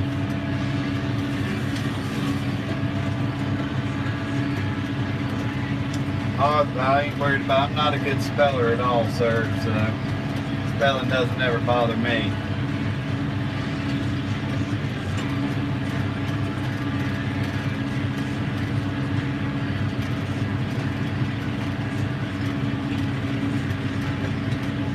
Appreciate that, George. Yeah, y'all don't forget to pound that thumbs up. Helps the channel out, lets other people know we're live streaming. Says we got 11 riding along with us. 16 thumbs up, that's pretty darn good for me.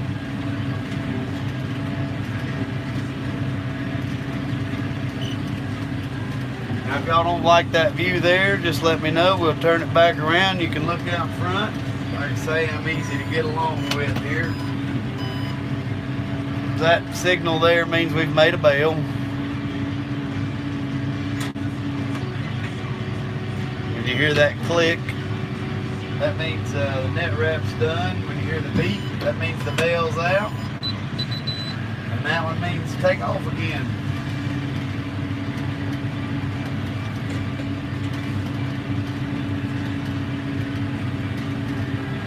A 3x3, huh? I don't know that I've seen a 3x3 round baler. It'd be good for the small people that have the smaller, like BX size tractors with horse farms. They can still move them. That's the thing about putting out, like say, a 1,000-pound round bale. You got to have a fairly substantial tractor to move that. I get people that request 4x4s, and we'll make 4x4 round bales just for them, so just so they can pick them up with their tractor.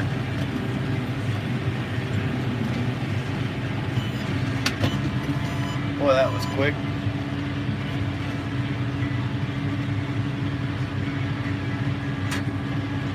It's working great, Eric. I'm really pleased with it. We're spitting out the bales, that's for sure.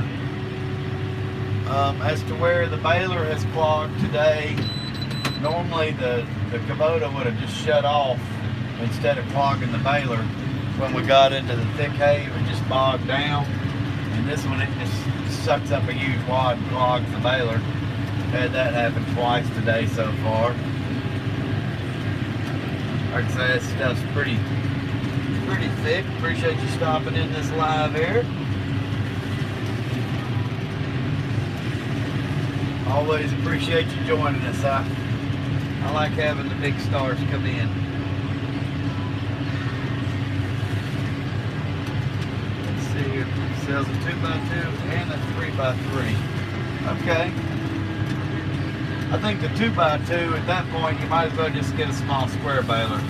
I don't know that there would be any benefit of the round bale in the 2x2 form.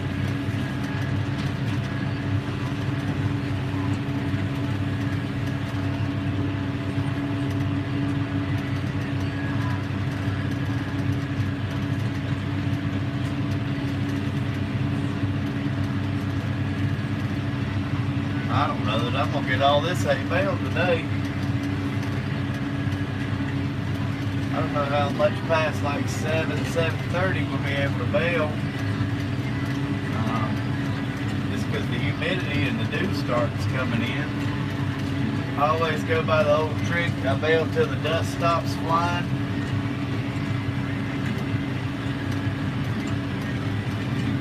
We've been having some really heavy dews in the mornings this week.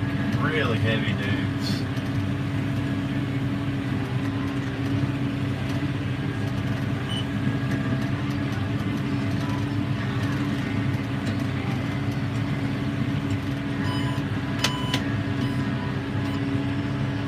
small farm with a big tractor. Did you get that stuff baled, Eric? It looked good on all the pictures and stuff I've seen so far. I appreciate you stopping in there, sir.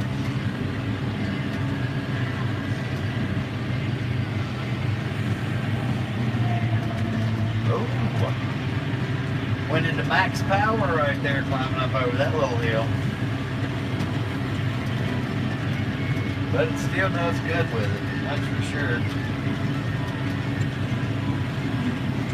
I know that back window gets dirty, so try to keep it dusted off for you guys.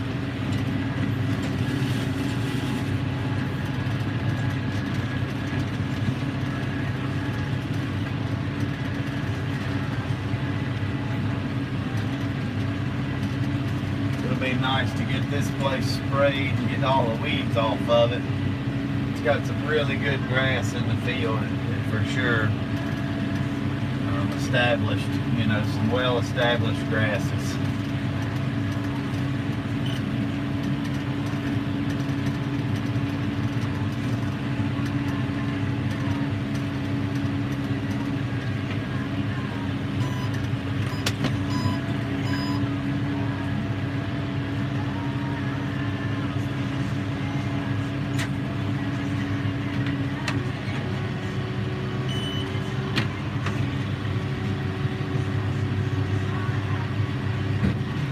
One bale there, the net rat ripped on.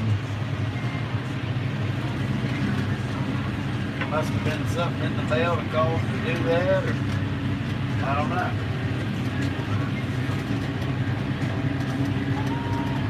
Could be from rolling down the hill there where I dropped it.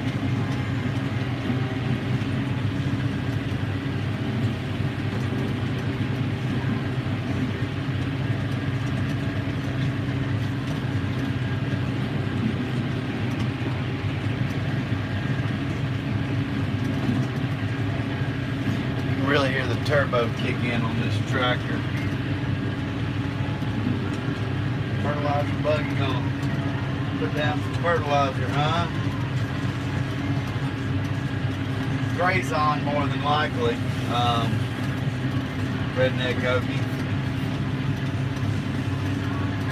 Yep, I probably add some remedy in with the graze on just to really help. But yeah. Thing gonna make a bale right on the side of this hill here. Alright.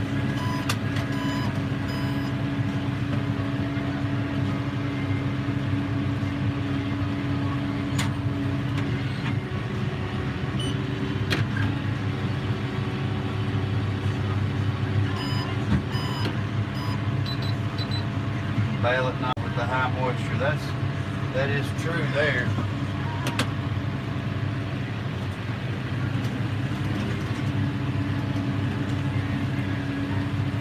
Like this windrow right here we're going through. Y'all can probably see it bunching up underneath that tractor there and how wide it is, how it's filling up the dirt. I know the sunlight's kind of in the camera, ain't it?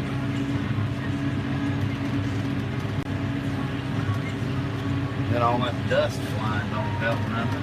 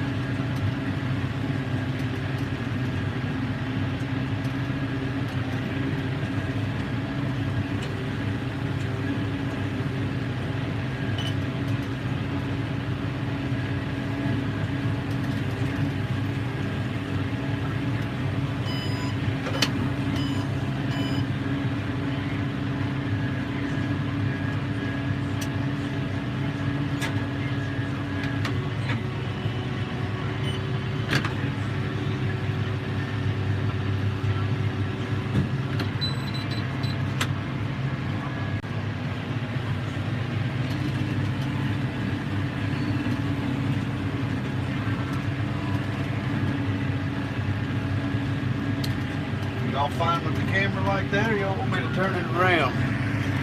It says we still got 12 people in here. I don't know if y'all like watching the baler feed more than you like watching out front or what.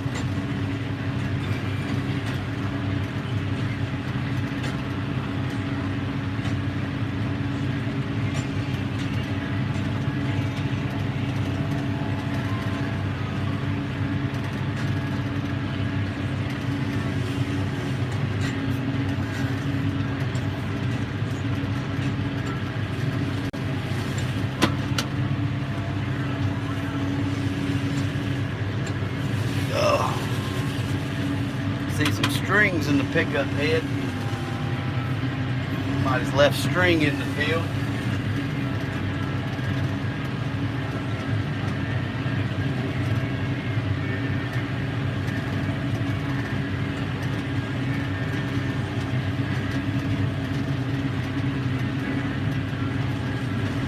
What does the monitor look like on the baler, Gabe? I can pull the camera out in just a second. Is that which monitor you want to know? The baler monitor?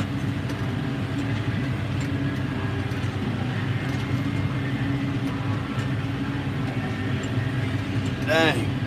I'm kind of watching I'm not looking at the comment, I'm looking at the wads of hay going in the dang baler from back here where y'all are. I hope y'all's picture is as good as what mine looks like.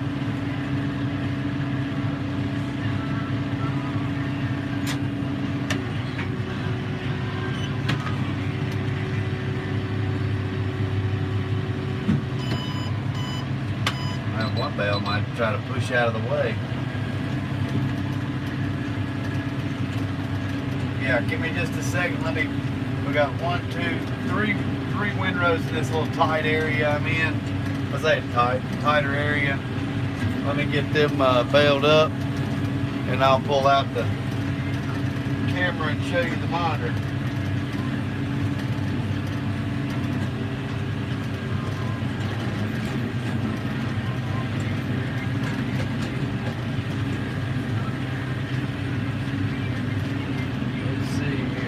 Says from the front.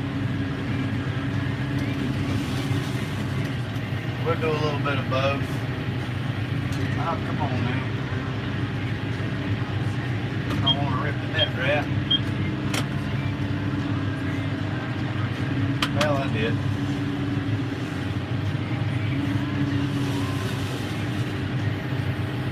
Front tire, push it over there. There we go. Sorry guys, I'm moving a round bale out of the way. It rolled into the windrow there.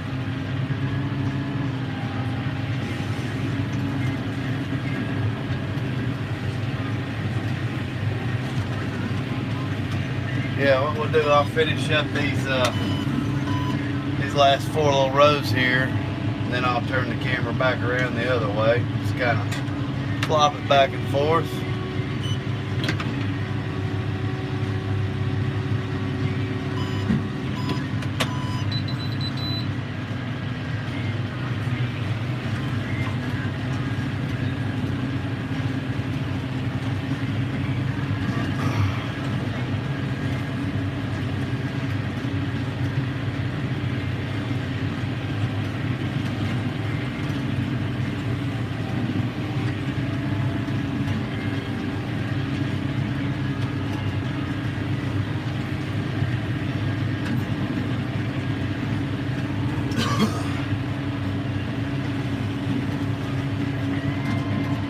Yeah, compared to other balers I've ran, I've been in hay this thick with other balers, straw, and they didn't do as well. I'm pleased, like I say, with how the rotor and the pickup and all that is. But that right there is just a big nasty clod. Suck it right in.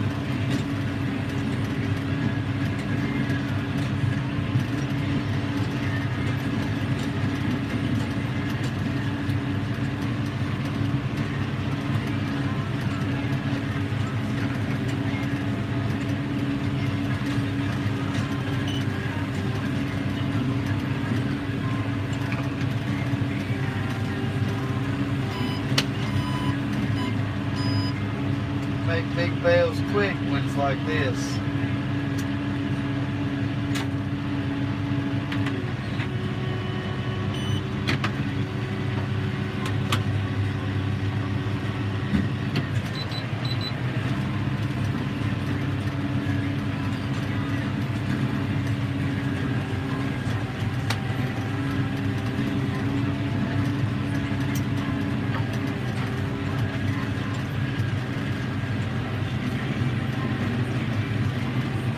Gotta go clean windows there, is that what you're saying, George?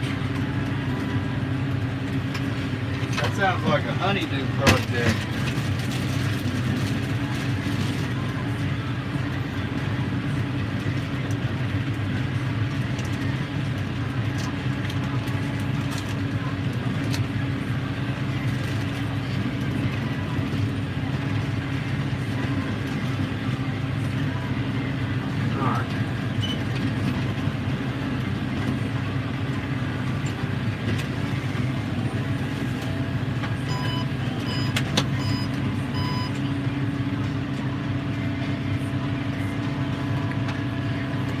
Let's see here. Get this phone out somehow. Oh, I need to clean my window. Alright. That there is the monitor for the cloth baler. Telling me to dump. Now it'll quit saying stop. So right here, this number, the 1087, that's the bale count. Then this is to make it tie this button here. You just got your ABC. This runs this sets of buttons. These buttons pair up to these things here. Putting the knives in and out, making it tie, all that kind of stuff. It tells you whether to go left or right here. The tailgate's opening like so. See, it shows that the tailgate's open. And then we do like that. Tells you that it's closed, what pressure you're running, the size of your bale. That's the John Deere monitor right there. This baler does have CBUS and could hook to this tractor. So, alright, let me get y'all put in here. Sorry about the hand. How's that there? Does that look alright? Talking about my window. You said when you go cleaning windows. I figured you were going somewhere to clean windows.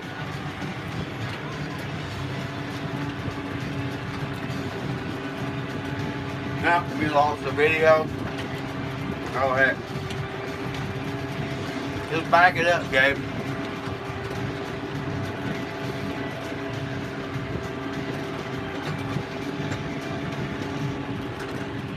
Doug at the wrench. You made it back, sir. Farmall raid. Maybe Farmall's gonna raid me. I'm hoping a couple hundred at least. Yeah, I'm hoping a couple hundred.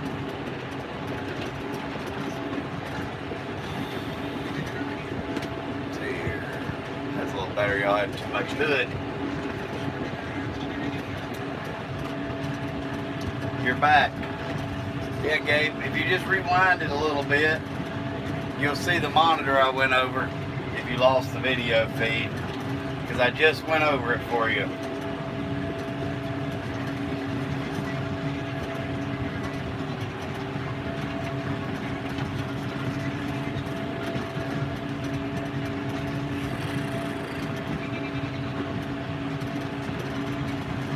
Appreciate that, Doug. Oh, what the heck was that?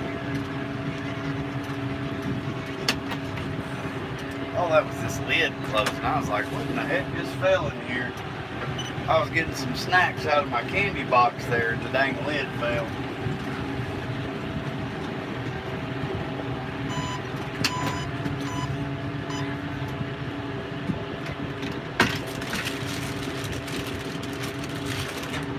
Got me some saltwater taffy I'm munching on.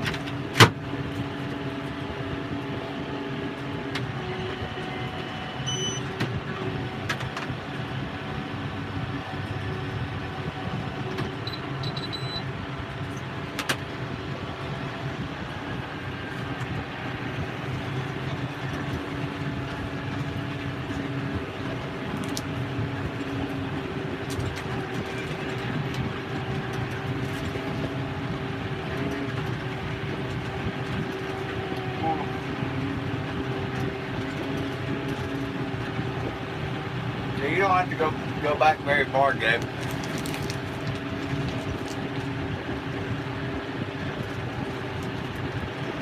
If not, I can swing it back over there.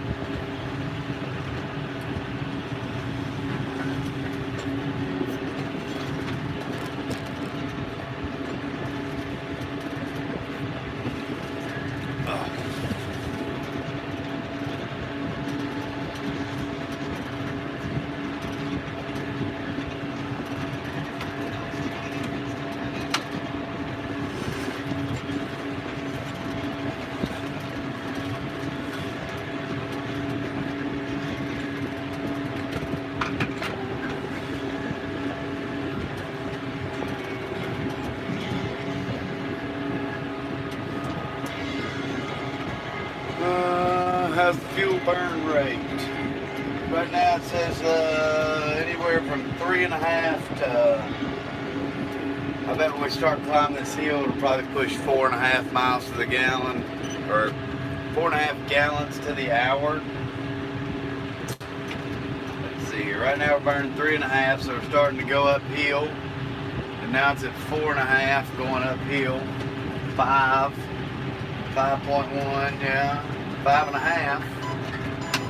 That was, we got almost to 5.9 gallons to the hour climbing that hill.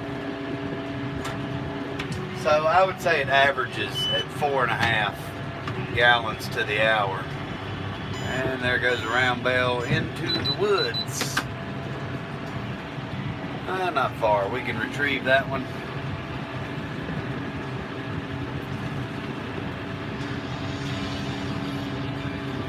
Yeah, I was at the local, let's see here. I was at the local Tractor Supply and they had saltwater taffy, the little things. So, I enjoy sweets. And I picked me up a bag of saltwater taffy to have for my snack today at the tractor. Now I think I might be getting dinner cooked for me tonight. That's what I was told. I was told it might be late, but that I might have some dinner prepared. Uh-oh. There went the radio. Uh-oh, we better plug y'all up too. It says we're at 10%.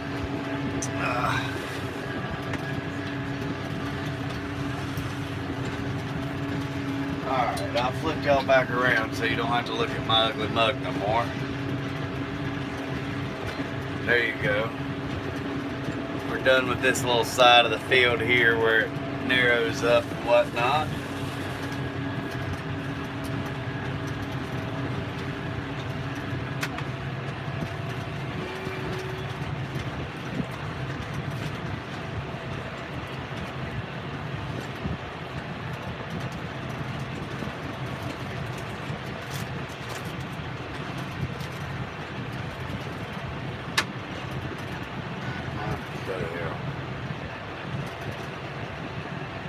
Taffy and dinner. A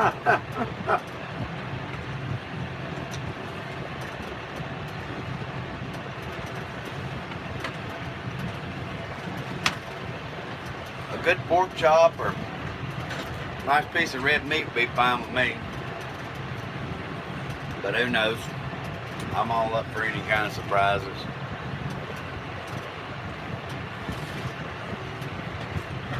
Let's ram this bale and see if it'll unroll.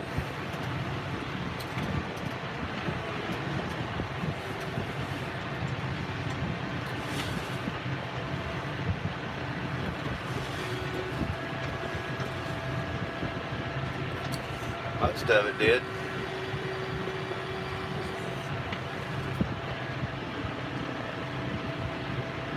Monty, how's it going, buddy? Appreciate you stopping in, sir. I'm unrolling a round bell right now. Alright, we're going to try to suck it up here. Hopefully we don't clog up.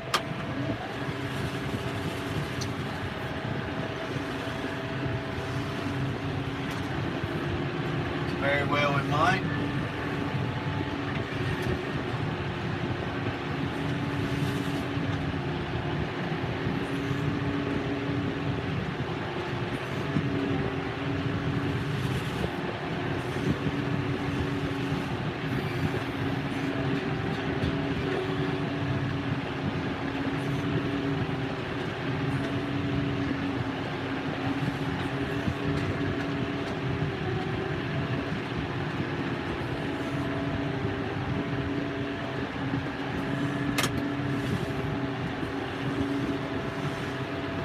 about to get it.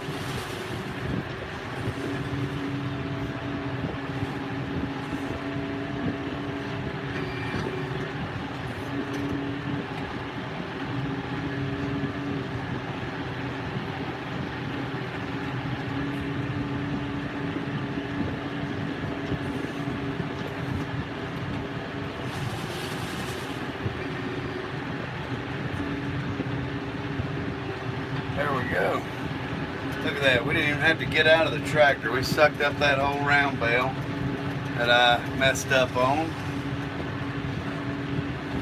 without having to even get out and unroll it. Unrolled it with the tire, the whole thing. Kick butt. Oh, excuse me, guys. Steve, you made it back, sir.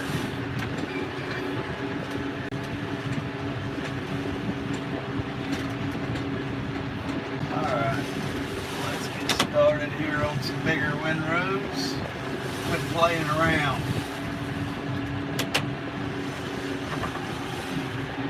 Got hay to bale.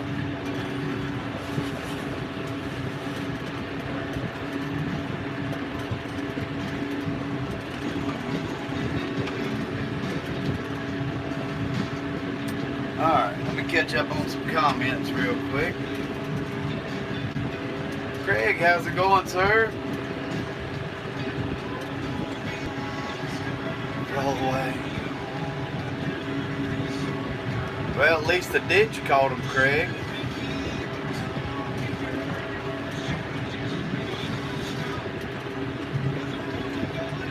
That's what Monty, we've had a couple today we've already clogged up the baler on and had to fix jams.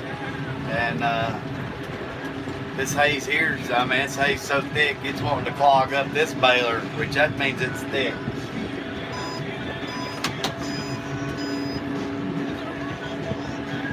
But so far, everything's still going pretty smooth.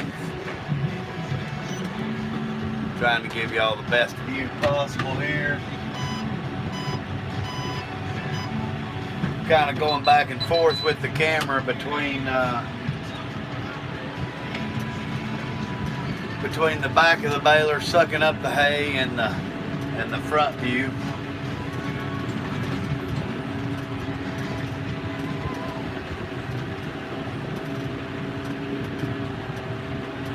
Let's see here. George said you can hear the radio. Alright, I will turn it down just a hair. I'm not too worried about it, but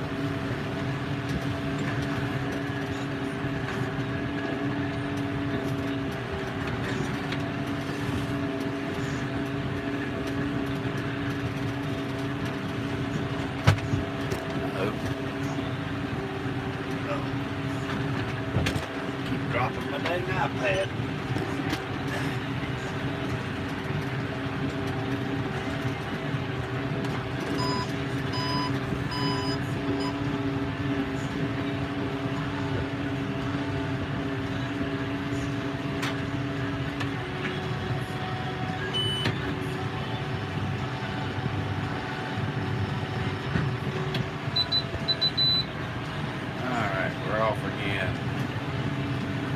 Well, the thing what they'll do, they won't give you a strike for music. Just the people, the artist can claim the songs and they can monetize the video. So, because I put a lot of music in my videos, and as long as you go back and it just makes it where I can't monetize it, which I'm not monetized, so yet. So it shouldn't. We hit our watch hours, but we're just not there yet. But yeah, it shouldn't, whatever. This one here, luckily, Monty, if you clog it, all you got to do is just open up the back gate, turn it on, and it'll suck the wad right through when you go to lower the gate. Not that big of a deal. Then, whatever's in the round baler, when you clog it, you got to unroll and redo it, and you can risk, clogging it again, sucking up that dang roll. But it is what it is. But yeah, I don't want any so far so good. I don't have any copyright strikes or any YouTube policy strikes or whatever. Just in your description, you have to put that you've got music in there, and then they'll usually go back through. Got to back up the hill for this one a little bit.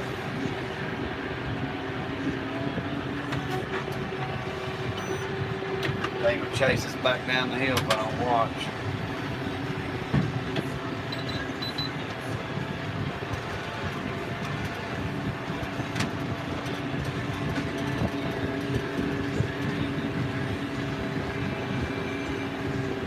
Not a problem, Craig. I enjoy having people along with me. You can get lonely in the tractor here all day. So I think it's great that y'all enjoy riding along. And like I tell everybody, if you don't like the camera angle, you tell me where to put the camera. I'll move it. I'll show y'all whatever you want to see. I can sit the thing outside and y'all can listen to the tractor.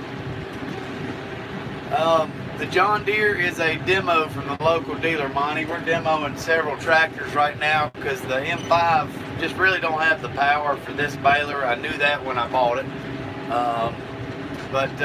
So we're just demoing. This is a 6130R that the local James River Equipment brought out to us. I'm not sure if this is the tractor that Dennis from DLH Farms had, but it came from the same area as him. Now somebody else near here was using it before me in a town about, I guess, 45 minutes away called Newberry, South Carolina. But this was a ex-DOT Virginia tractor, just like the one that Dennis owned DLH Farms had. And my dealer brought it out for me to give a try. So if it was the one that Dennis used, then I'm like riding in the seat of a famous guy, you know? I just mess about the famous stuff. I really would like to meet Dennis one day. I think he's a cool cat. Like I say, him and Bagwell Farms is the reason that I started. Just, you know, to be able to comment, you have to have a YouTube thing or account. And so I signed up and made a YouTube account. I was like so skeptical. I hate Google. Hate to say that. Hope they don't like not monetize me because I said that. But I just don't like these companies that give the government our information. Not big on it. Sharing information and all that. I guess it's what today's world is. But yeah. So, you know, they're a big reason that I'm doing what I'm doing right now.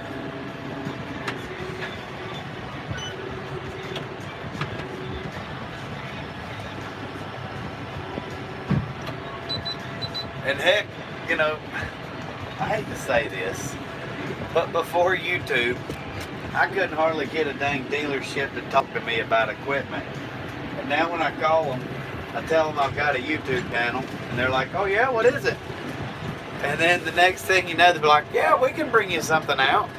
So, I hate to say that. I really, really do. But whatever, man. I mean, whatever helps. I am tired of, like I said the other day, I'm tired of buying stuff and not being able to try it, especially when it's the size of the investment. If I would have been able to try my M5, sorry guys, if I would have been able to try that M5 before I bought it, I would have never bought it. I would have went ahead and bought like an M6, or I'd have probably bought an M6 at that time. I just, you know, my only trying it was go driving around the dealership parking lot. You can't know a tractor from that. So I hear you, Monty. Well, just keep on trucking with it. Don't give up on it, and just keep trying. That's the biggest thing I can say. Keep posting, and it comes. That's cool, Gabe. So my grandparents live in Martinsville, not real far from the old racetrack there. my grandparents are passed now. Still, my mom's sister, my aunt, lives there in Martinsville. And I always say if I go up to see her that's when I'm gonna go up to Meadows of Dan and just take 58. They're right up, their place was right off of 58 where they are in Martinsville.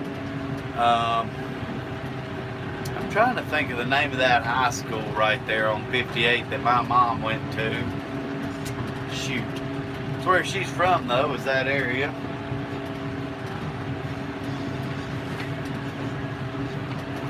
Made 3 today. The biggest thing, Monty, is consistency. Try to at least post a minimum of 1 to 2 things a week. Even if it's short little videos. I think that helps a lot. A little clip or walk around or whatever you can do. That helps a lot. Because YouTube likes consistency. Dang, didn't we just stop for making the bell? 4 blessings. Cool, congratulations on selling it. And now you're gonna buy a 6-foot tiller, huh?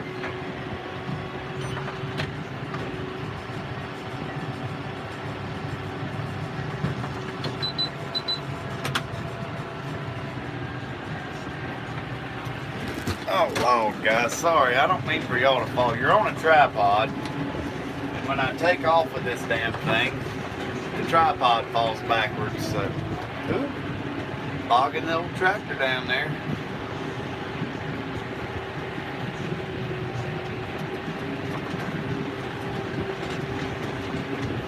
It's funny, we're gonna have to drop a gear for these hills.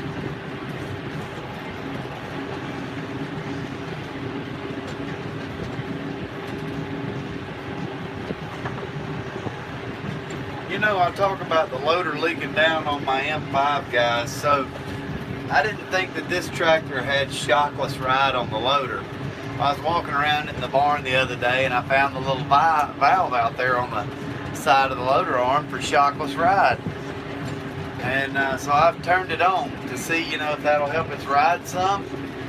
The freaking loader keeps leaking down with the shockless ride on. It wasn't doing it before that. So, kind of funny.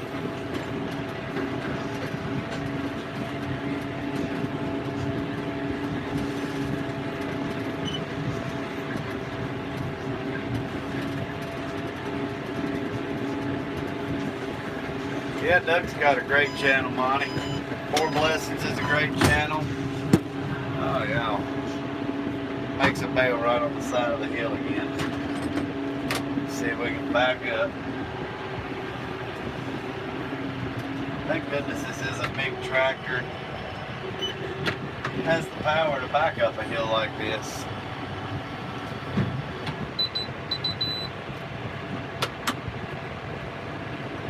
Well, see, that's what, Monty, I always buy just big enough as to what I can afford and use, and that's why these tractors I'm looking at now, the next one I'm getting is it's a substantial size bigger than this one that's coming out for a demo. It's a 7000 series Massey, and you know, I want to know, you know, am I go ahead better off to buy overkill for future growth instead of keep buying enough just to get by, you know?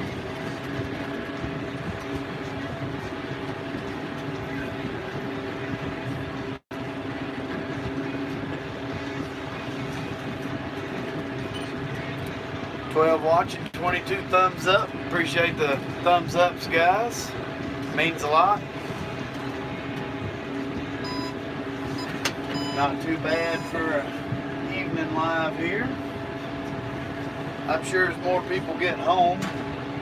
It's 7 o'clock here Eastern time now. If more people get home or whatnot, get done with dinner, if I pick up a few more.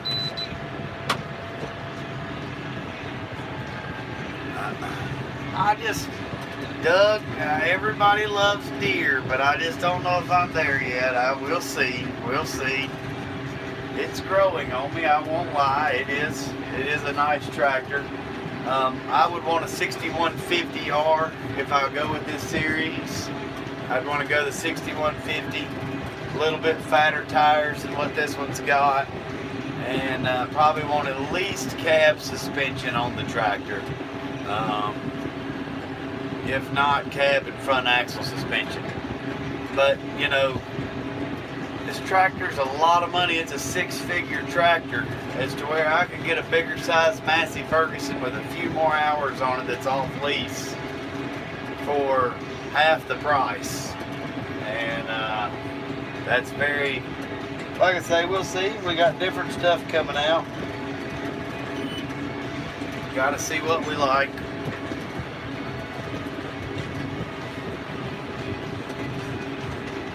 I'd love to try a New Holland, but we lost all of our New Holland dealers around here. So, not going to have any luck with that. T6 would be really nice. George, get you some sleep. Midnight. Well, I appreciate you hanging out so long with us, sir. Alright, Belle, you better roll either over that windrow. Stopped right in the way.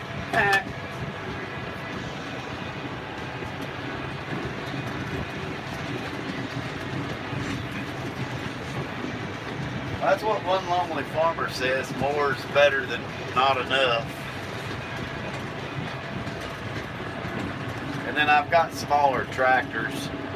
I mean, the Massey I'm looking at is a 7616. It's a nice tractor. I think it would pull like a 15-foot disc easy if you wanted to. Here's one of the spots they got stuck.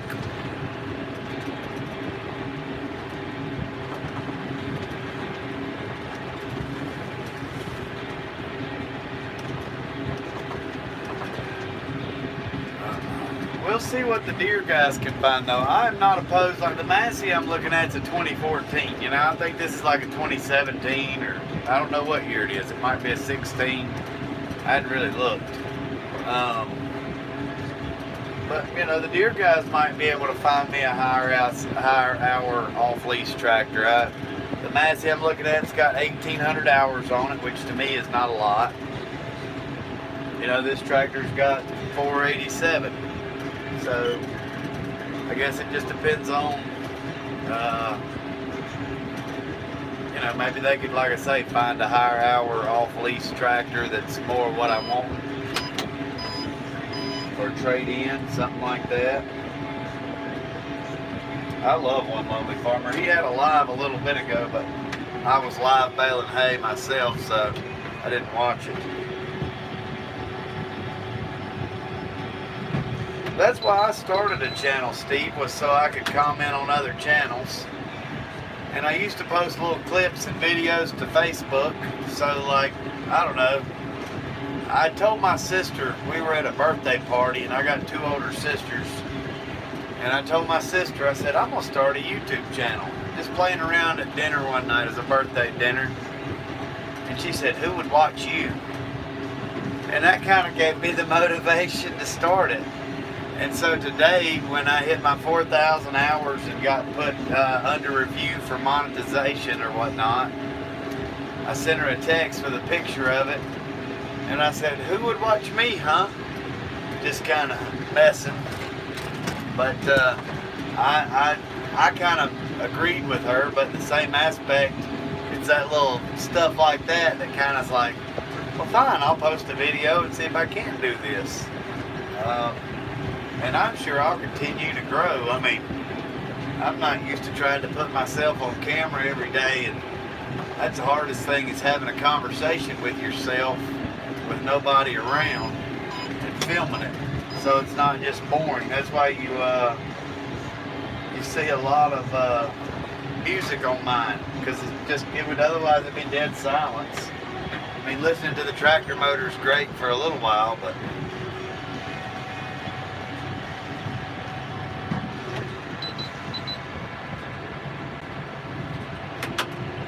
the edit, Steve, so what kind of phone do you use, Steve Mac?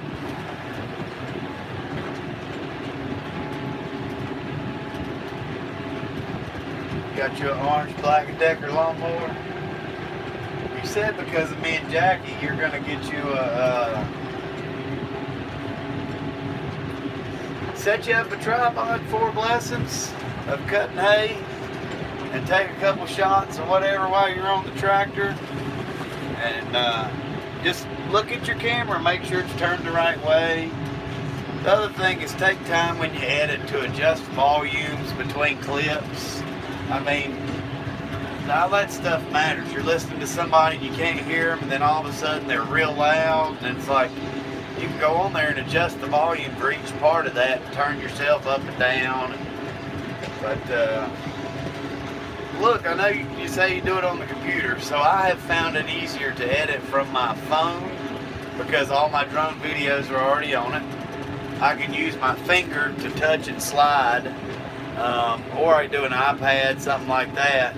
But I'm using my editing software is called LumaFusion, and I try an iMovie there on the computer at home, and I've gotten so frustrated with iMovie and it not taking my videos and having them right and all that, that I can pop up edit together an hour-long video of 4 or 5 hours of footage in an hour's time on my phone. Makes it real nice. I love the farming channels too.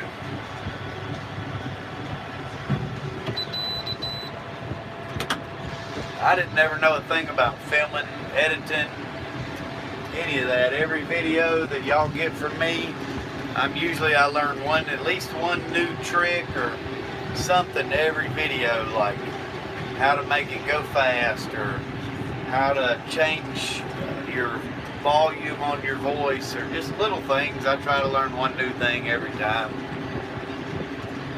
But I promise, I hate electronics and computers. And if I can do it, anybody can do it. I mean, really, if I can do it, anybody can do it. Just living. How's it going? Appreciate you watching with us.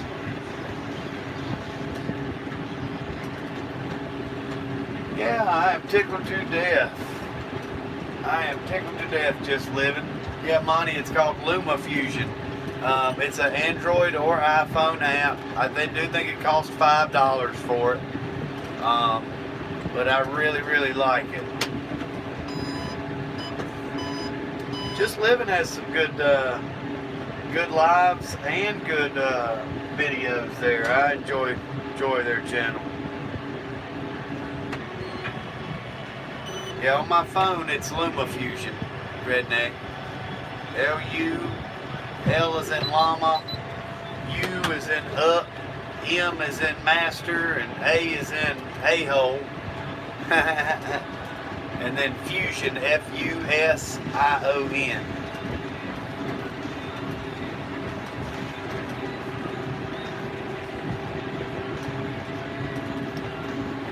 Yeah, I see a lot of people that are like, oh, I'd get rid of iPhone and get an Android. But for me, I have used people's Android phones, or Android software, I guess you could say, based phone. No matter what the phone is, a Galaxy or whatever.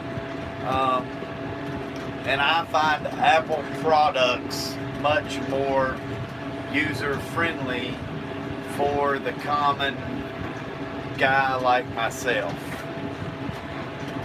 See, now my rake tractor was beating me to heck riding over these ruts yesterday, and that's where this big tractor is nice. This big tractor here just floated right over top of those ruts because of the big tires, and didn't bounce me or the baler to death. That's great.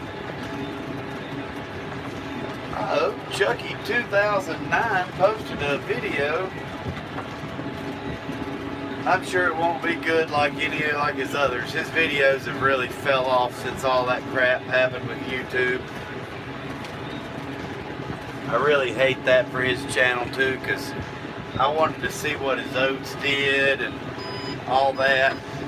He occasionally will comment on a site on Facebook called Hay Kings, and if you don't catch, you wouldn't know because he uses his, I guess, real name, not Chucky 2009. But he's been growing some sorghum in Sudan, and he's farming full time now. So $30 for that app now, huh? Wow. I paid $5.99 for it. I would have never paid $30 for it. But I say that, now that I've used it, I would pay $30 for it because it just makes editing so simple. I edit straight from that off my phone. I've got my phone camera footage, my drone footage. I could put 2 and 3 cameras together. So I must say, you know, now that I've used it, I would pay for it again if I had to. Especially after trying to use iMovie. iMovie freaking sucks. Jason Works a Lot says to use Adobe something, but I've never tried the Adobe movie editor. I keep thinking I'm going to meet Jason and he'll show me. But he does work a lot. He works a lot, the crazy Russian.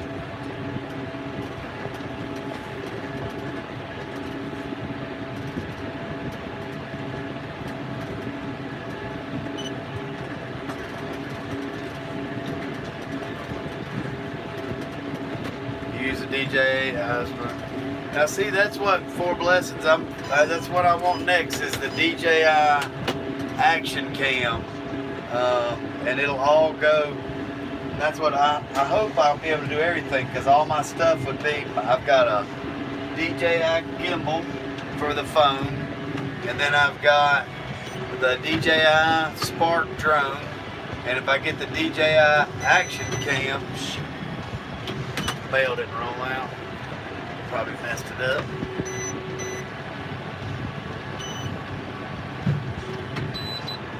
There we go. Bail rolled back on us. But I'm thinking with the DJI Action Cam, it'll be even easier. It'll all just, I think, I don't know, can you live stream from the DJI? I can live stream from the drone. Can you live stream from their Action Cam?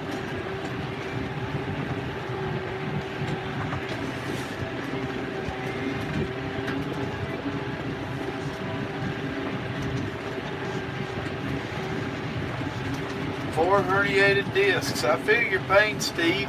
So I had my L4, L5, S1, and S2 operated on about 5 years ago. 4.5, 5 years ago. Got stenosis of the spine, degenerative disc disease, all that kind of stuff. That's why I had to quit ferrying. Doing farrier work. If y'all don't know, farrier work would be working on horse feet.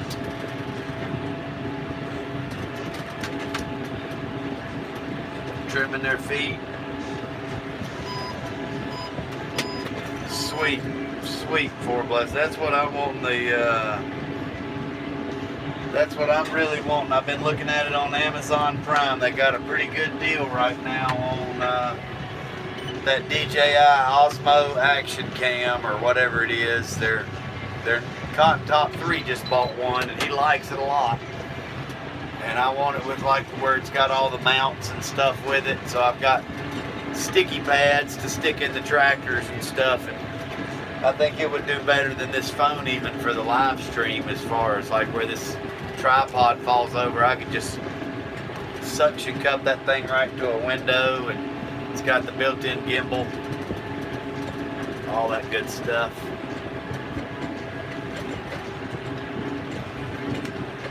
But I'm not getting that till I at least get my first check from YouTube. That's what I said anyways. I said that about a drone too, but then I found one used.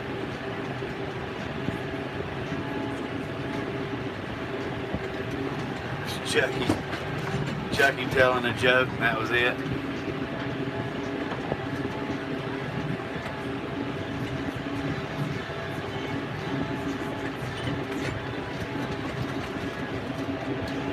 You know, the only thing about my DJI gimbal for the phone, this phone that y'all are on right now for the live stream fits it, which I think is like a 6S or a 7, something like that. But my new phone is an iPhone XR, and it will not fit in my gimbal for the holding the phone. It's too big. And it's not even like a Plus, it's just the iPhone X or XR, whatever it's supposed to be. They change it every damn 2 seconds.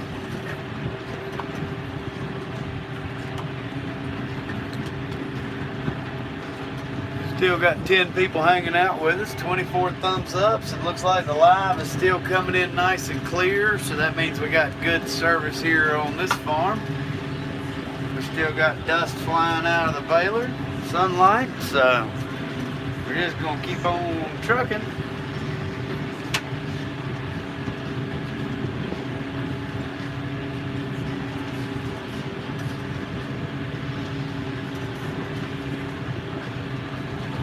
That's cool there. Monty, thank you for stopping by, sir. I'll be looking for your next video. Appreciate you riding along with us.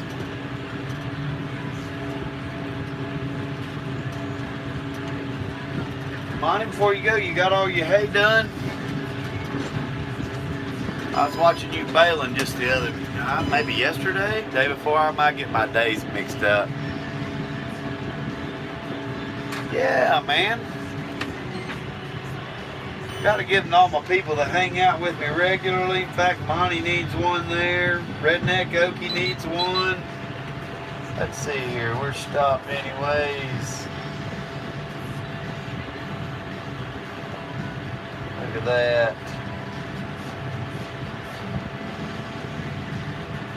I'll give wrenches till they say I can't give wrenches no more. Now don't y'all start trouble now, or you know, if you don't like somebody that comes on here, that don't mean you can delete them off.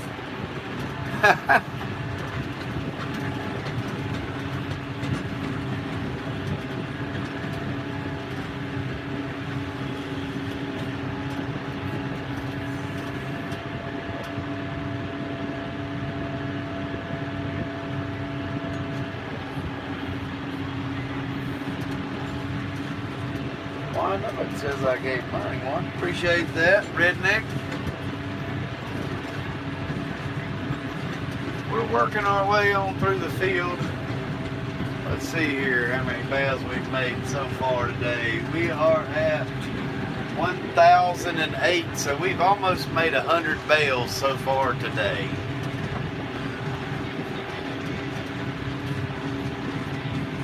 Like 2 away from 100.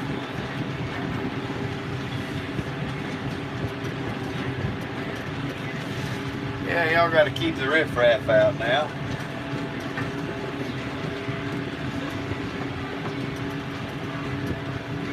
I'm not sure how many moderators they allow you to add.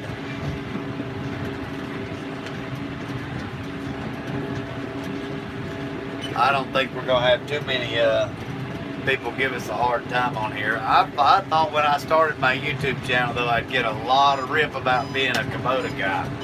And I still, like I say, even with the issues I've had, I still love Kubota tractors. I really do want to try an M7.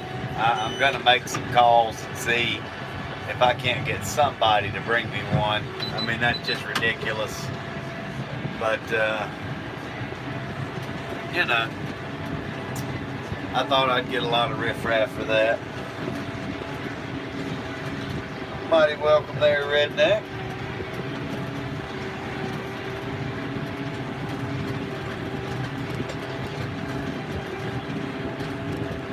So y'all might wonder, like, why do I skip a row every time? Or somebody might wonder why I skip a row every time. What it does, it puts less stress on the drive shaft of the baler, making those sharp turns like that.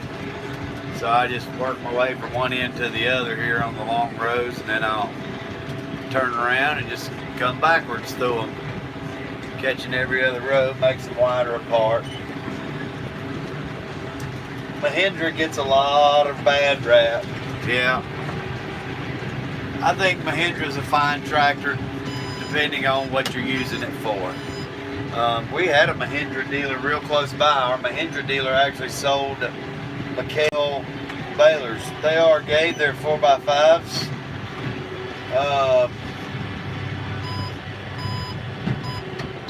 Actually, I got it set on 62 inches, so. But I did that because just to ensure. Oh crap! I was falling in my lap. Had to catch you.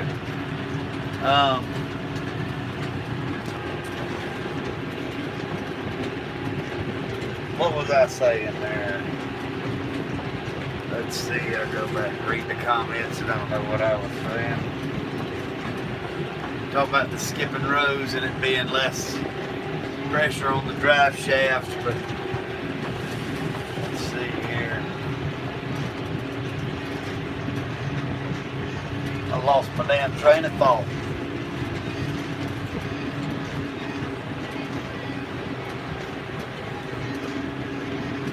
Let's see, so if we've made 100 bales, that means so far, I'm gonna guess we'll probably make around 225 or so bales on this field.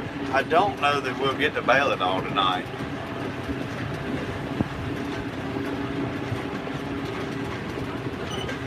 I don't see tons of dust flying behind us.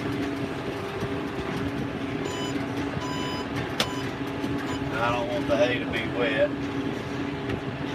No, it's still flying. Since I stopped it was. Oh, we were talking about Mahindra. Yeah. Our Mahindra dealer had McHale balers and everything. And then they went out of business all of a sudden abruptly. I think the guy, I was told, because it's a small town, I was told the guy was embezzling money or some shit.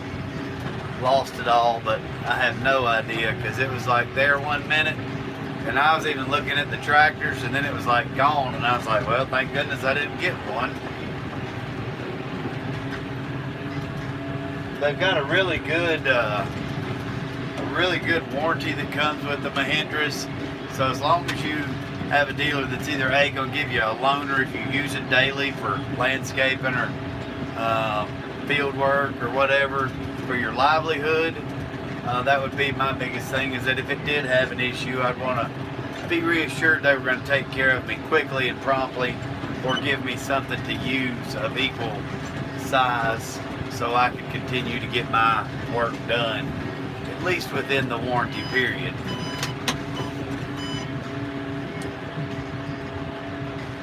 I don't know, Steve. I'm going to bail till the dust quits flying. It's 7:18 here on the Eastern Standard Time, as they would say.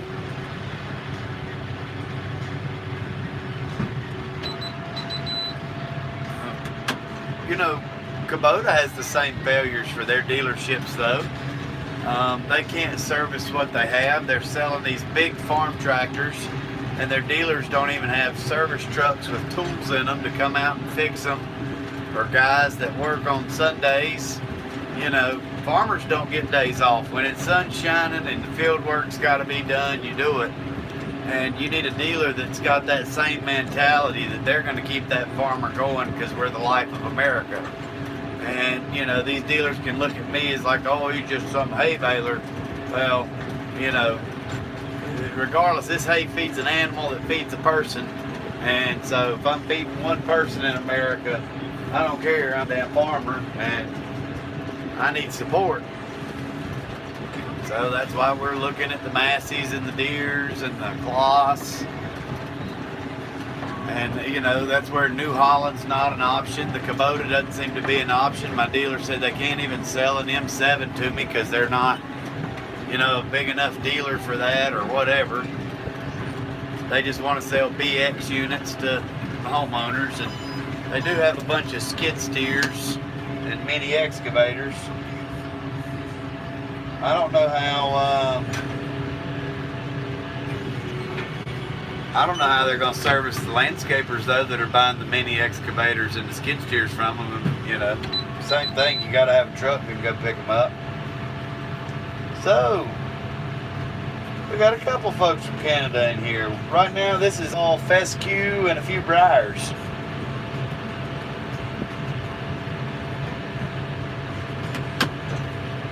That's good for blessings.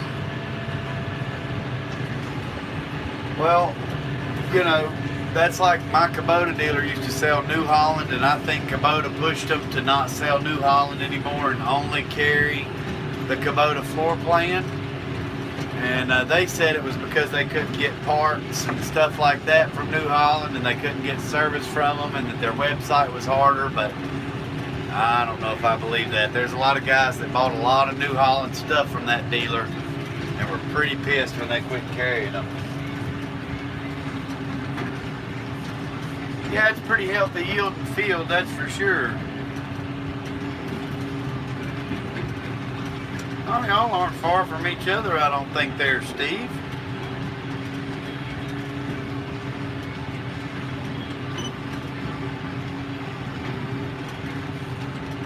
Work on other people's stuff more than your own. I had to back up the hill for this one.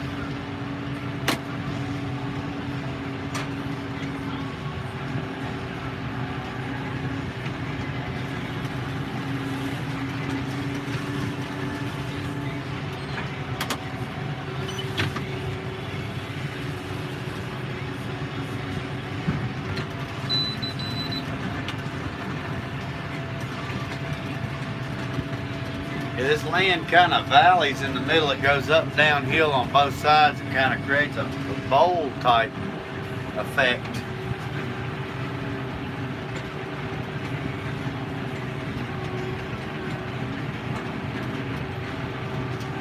Alright, y'all want me to turn the camera back around and put it on the baler pickup there? I know we got the sun coming in.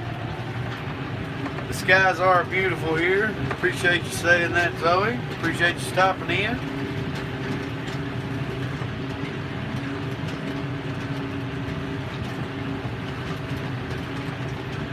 Steve, just west of Toronto. Okay. We had somebody else in here the other day, though, that was from Manitoba.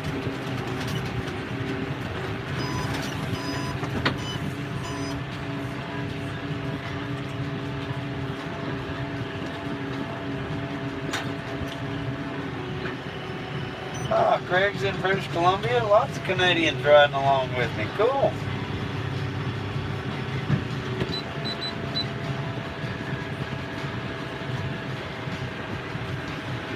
My local dealer is a mom and pop dealer.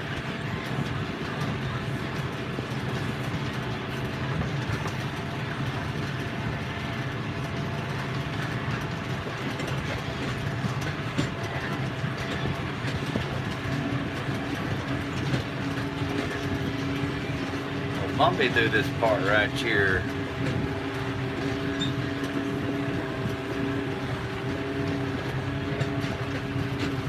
Oh.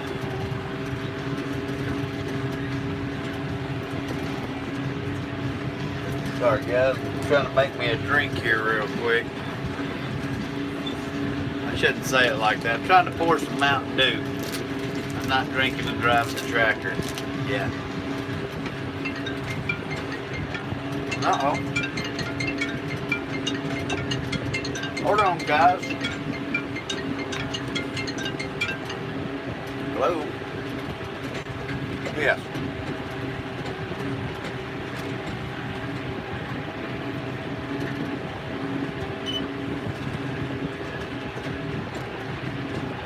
Yes, ma'am. Yes, ma'am.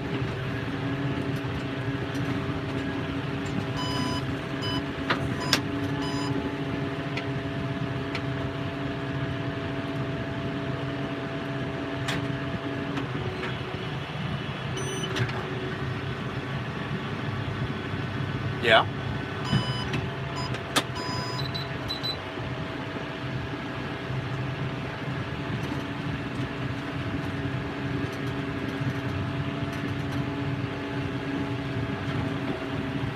Yeah.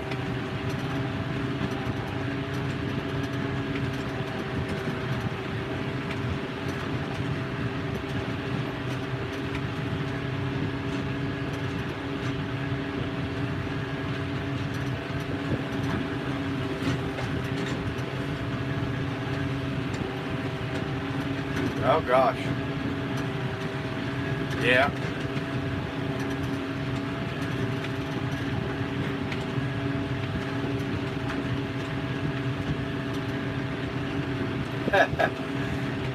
Well, I'm riding around the tractor baling hay. We're live on YouTube right now.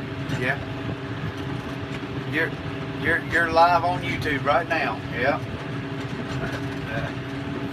No, they can't hear you.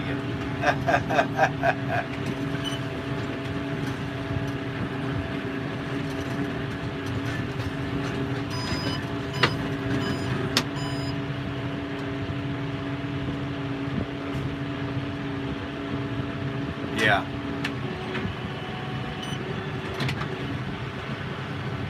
Yeah.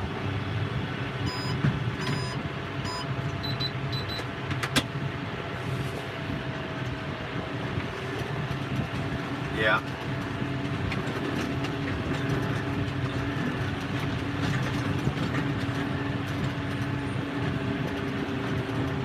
Yeah.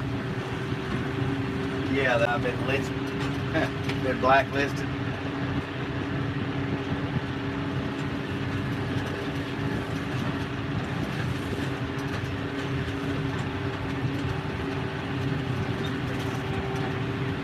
Oh goodness. Well look, can I call you back this evening? Would that be okay? Probably be an hour or two and I'll call you back and we talk all you want.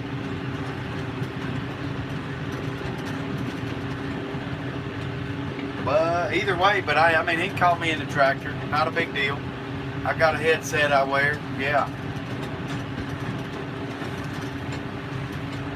Well, I got your cell that come up on here. It's 770-967-6713.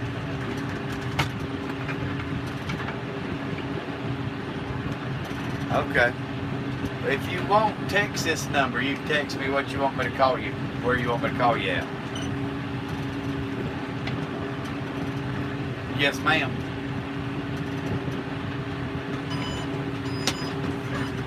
Yep. Don't disagree.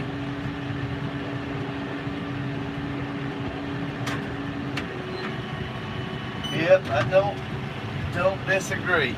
But yes, ma'am, I'll call you on later on this evening. That's all right. Okay. Bye-bye. Lordy, sorry guys. A disgruntled Kubota owner that has found me on YouTube. Not a problem. I will try to help her as much as I can. She got some of the same feelings that I have. Alright, let's see here. I'll catch up on y'all's comments.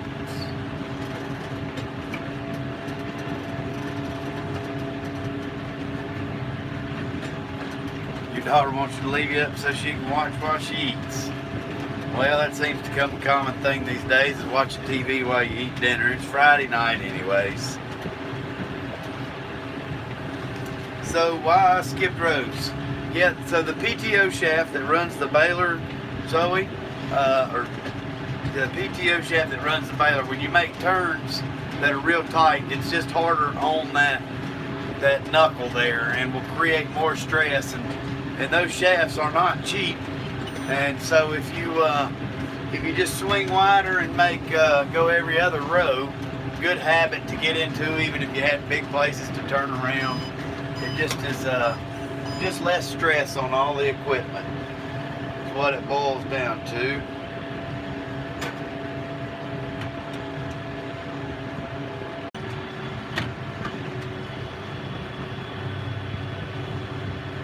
Rick Bork.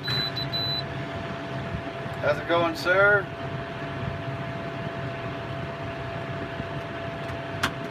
Appreciate you stopping back by again today. This is our second live. Let me clean the front windshield now. That looks pretty dirty. Let's see if I can figure that out.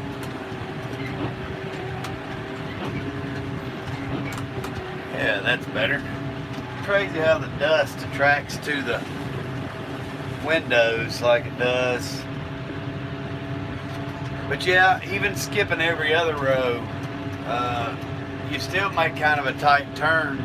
You could do every 2 rows if you really wanted to, and be even less stress. But then you'd make 3 passes back and forth across the field.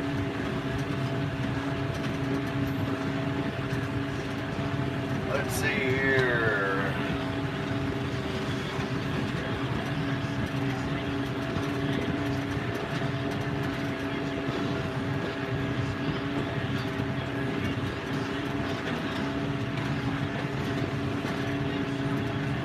Not too bad today. I'll probably when the dust quits flying here, I will probably go home and eat some dinner, feed the dogs, and then go back out and mow some hay. Because if I don't mow hay every day, then I don't have hay to bale every day. So as long as there's not rain in the forecast, I try to cut at least 20-25 acres a day. Now sometimes it don't happen. Last night I went home and I ate and I fell the heck asleep on the couch. So, you know, I started my day at about 4 this morning instead.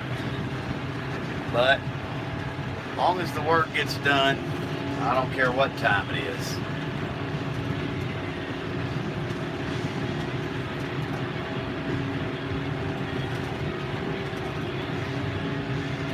It is bleeding down. I have to keep bumping it up. So I switched a valve on it to, there's a valve on the loader for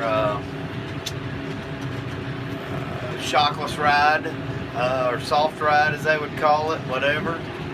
And I had asked the dealer about putting it on this loader, and then I realized I had it, so I turned the valve on, and ever since I turned the valve on, it keeps bleeding down. So I'm going to turn it back off when I get out of the tractor. It's amazing. I have not had to use the bathroom or anything since I've been in the dirt tractor. Not to give y'all too much information or TMI, but usually by now you'd have to stop and pee.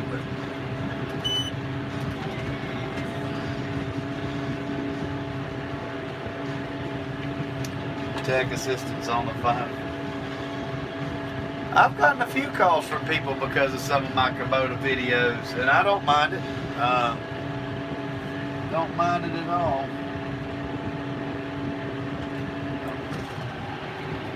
The dang I'm sitting here talking, reading comments, and I thought the baler beeped at me that it was full. Now it's full. Had to go another inch. It's like waiting on it to tie, and it wasn't tying.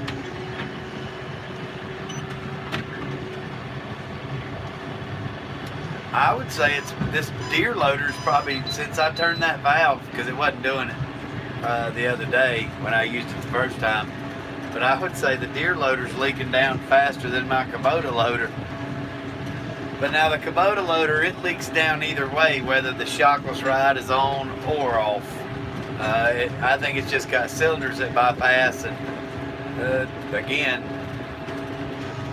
you know, who am I? I'm not the mechanic, but you know, if I was a dealership, I would have probably already put some new cylinders on it to see if it fixed the problem, to get a guy to quit complaining about my stuff.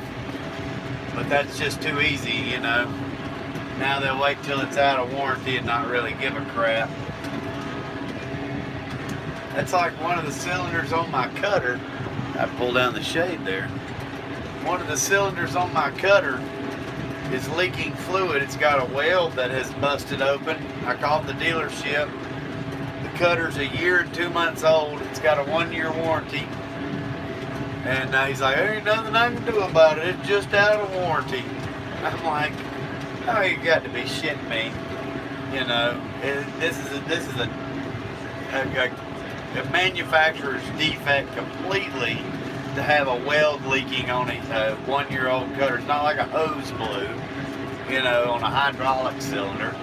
And he's like, oh, it's just out of warranty. Like, okay, I'll fix it myself, buddy. Whatever. That's why I don't know why I keep saying I'd like to try an M7. I guess because I want to believe in them. They could, Steve. They don't want to.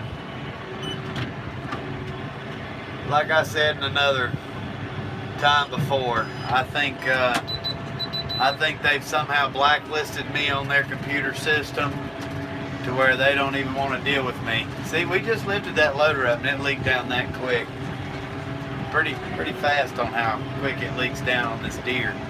That's definitely an issue that would need to be fixed on this tractor. Because, you know, I would want shockless ride. I would like to take the loader off, but I think you got to have a bucket to take the loader off.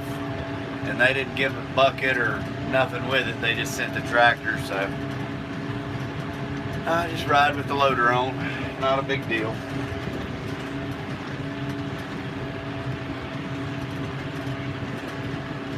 Says we've got 13 watching, 25 thumbs up, 26 thumbs ups, guys. Now 25. Yeah. Gotta get my eyes to adjust there. Got the sun in them.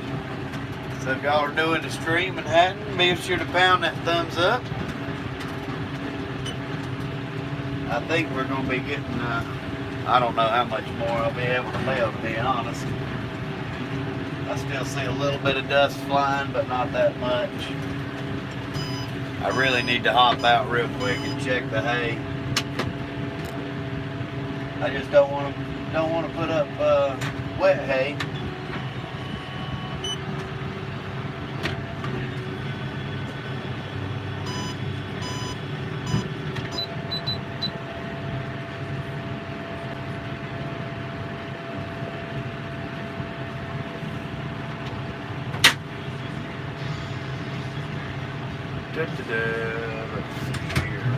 I'm gonna check this hay real quick, guys, see what it looks like. I'll pull y'all out with me, not a big deal. Let's hop out.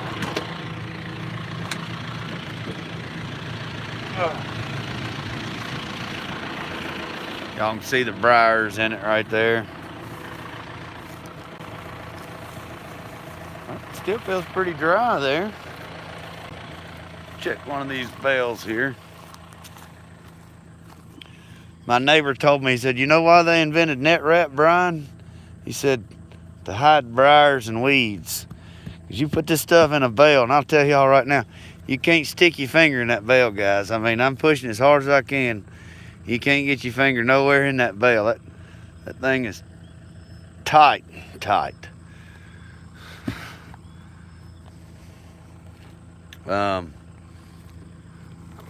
I can't tell. I need my dang moisture tester, and it's in the M5.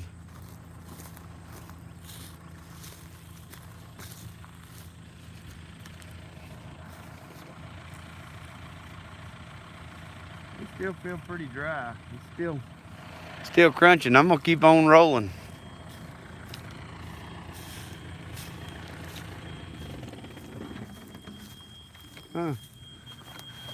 Tractor shut itself off. I guess it's fuel overheated again or something.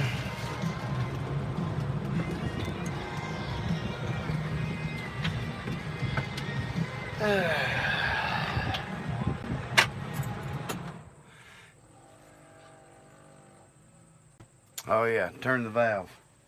Good eye, redneck. I think the tractor shut itself off because it keeps saying that the fuel's overheated, which is not true. The radiators are clean on the damn thing.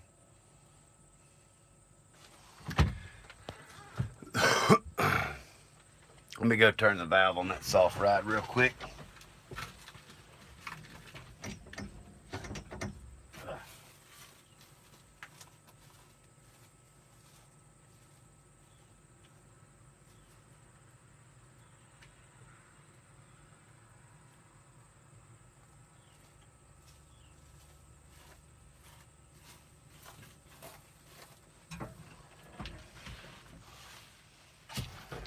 All right.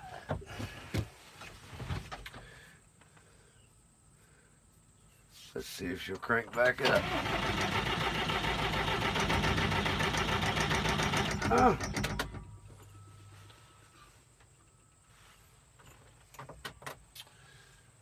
Well, it's in park.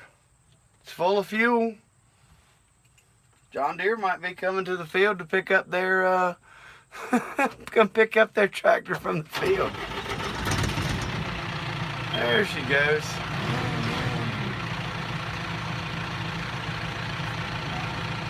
Poor girl. Just can't handle this stuff. See, that's why I don't want a damn John Deere. My Kubota's like a damn Ford truck. They don't leave you stranded. They might break, but they don't leave you stranded. Let's see here. Gotta get YouTube pulled back up.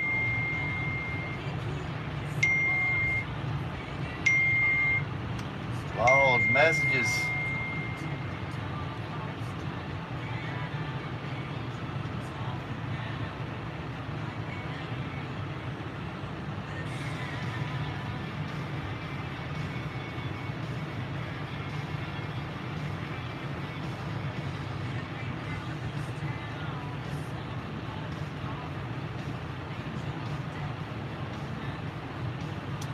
Alright, I gotta get y'all pulled back up. Sorry, guys.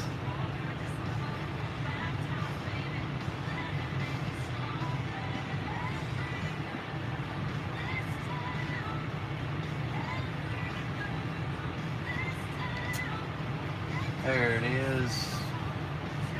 12 watching live. Wonder why this tractor would have cut off like it did from just sitting there idling and then not wanting to crank back up. Wonder if they need to service their tractor.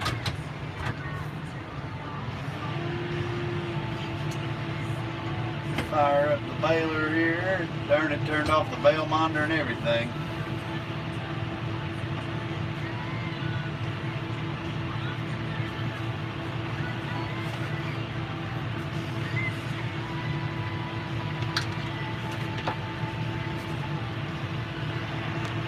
Plug the camera back up. There we go.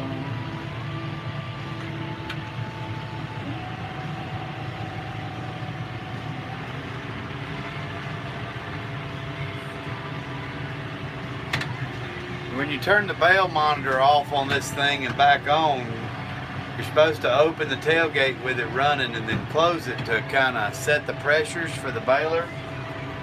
So what if y'all ever see me opening and closing the baler empty when I started, that's because we're just starting up the monitor or something like that for the day.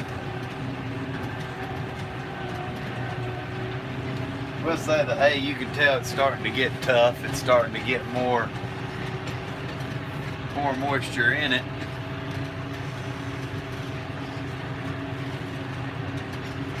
But like I said, I still see dust flying. If I could at least get half of it baled, that would be good. We still got quite a few more windrows to go though.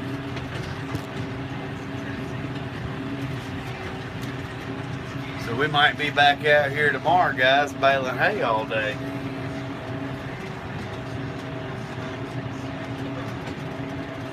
I was hoping to move hay, but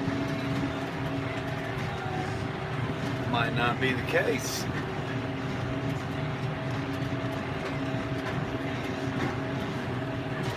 Move hay in the morning.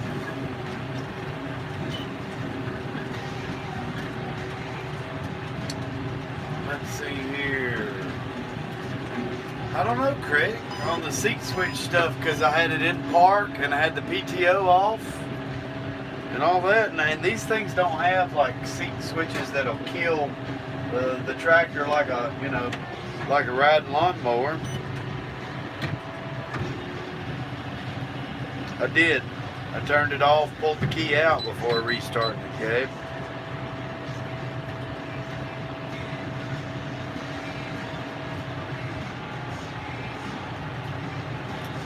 Yeah, I'm going to tell them about it because it's been given every day I've used it, it's gave a fuel temperature sensor warning. Say the fuel's too hot, which I don't know how fuel could get too hot unless it's something to do with the DEF stuff. But I don't know. I called the guy about it. He said keep running it. No, Steve, it was just sitting there idling. We were out, and then it shut off. Yeah, it shut off well after I got out. In fact, I was about to climb back in when it shut off.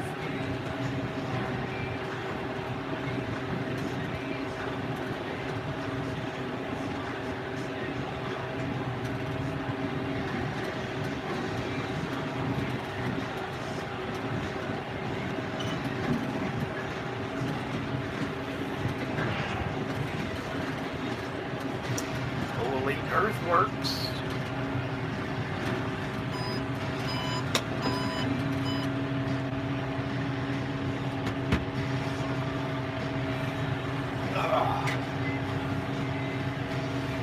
Y'all want me to put it back on the pickup of the baler? Let's see here, I'll turn y'all around a minute.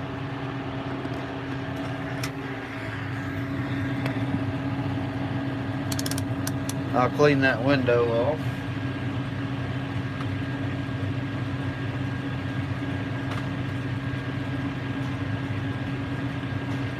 There we go. Now y'all can see what's going on there. Different view for you.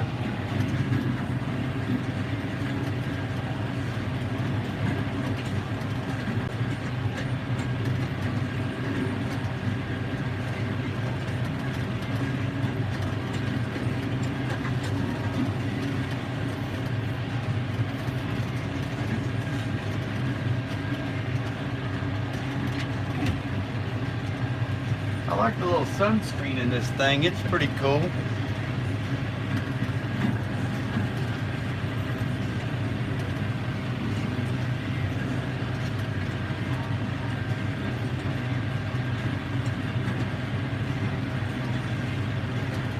Okay. I did not know that, Rick.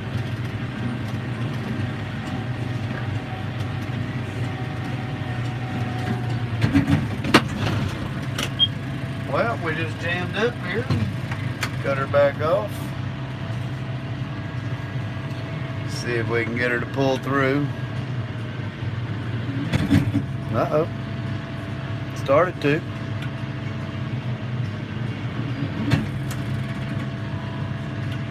About to.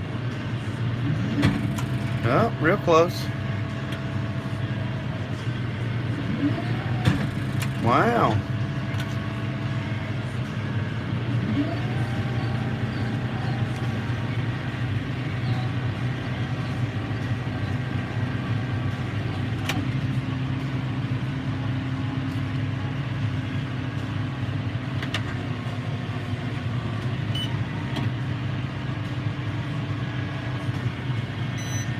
I think I might have known what happened there. I may have bailed a bale. I'm betting that's what happened.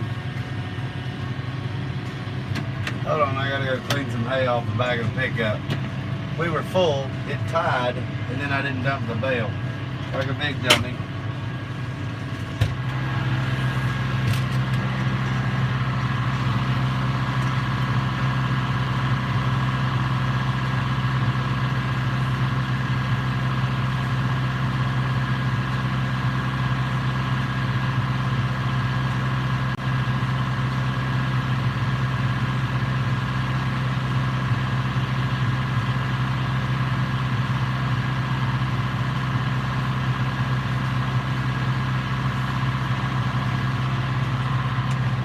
That was real smart, guys.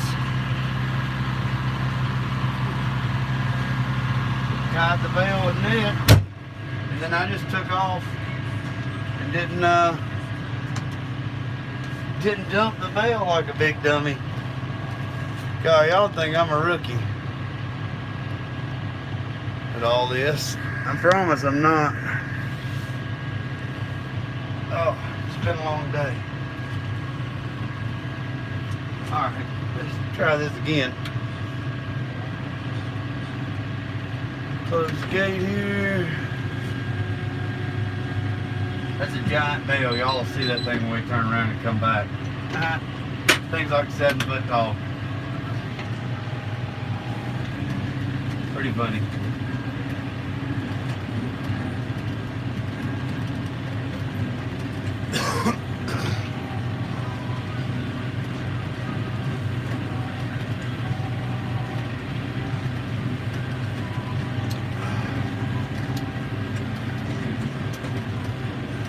Yep, I can definitely attest to why the baler clogged up. It didn't clog. It was just too damn full.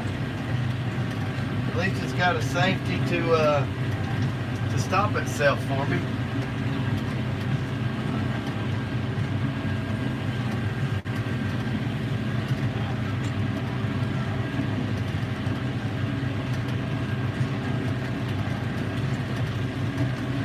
It does happen, Rick. just for some reason me more often than the others, because I guess I'm not paying attention. Well, I am paying attention, but I'm just paying attention to too many damn things.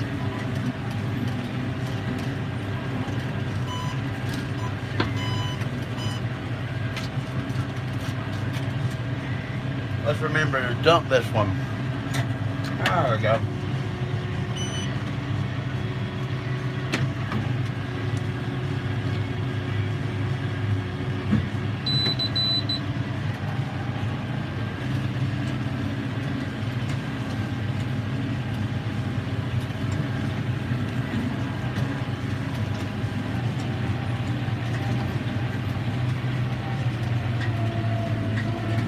Yeah, pulling this hill, she's running 6 gallons an hour. That's sucking the fuel.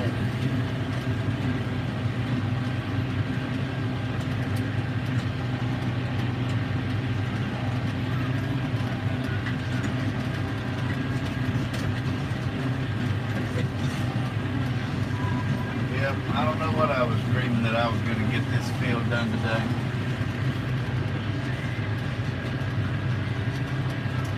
I was drinking Mountain Dew there, redneck Oogie.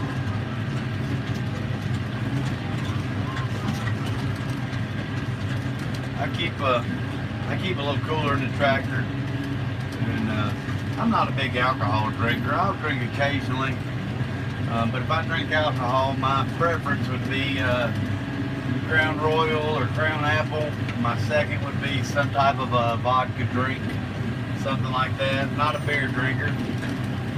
I'll occasionally have one, but just never been my thing. I'd rather have alcohol.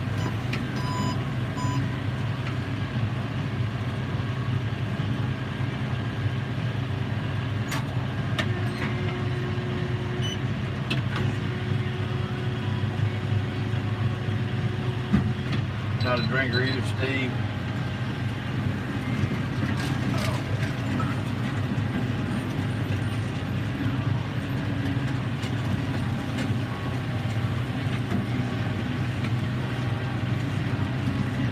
Yep, I guess I'm going to come back tomorrow. I think I'm going to try to at least, I don't know, do another 4 or 5 bales. But I do think you really do got to worry about the humidity or the dews coming in and causing the hay to heat up or whatnot.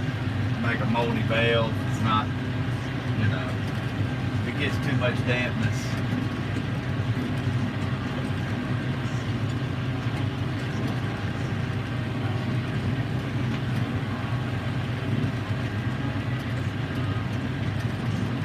Crown's dangerous. Tequila's dangerous for me.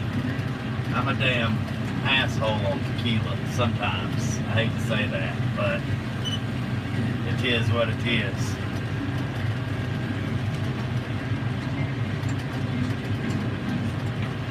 I was just pulling up on the iPad here what y'all are looking at. Not really a bad view. If that little green link was out of the way there, you could really see better.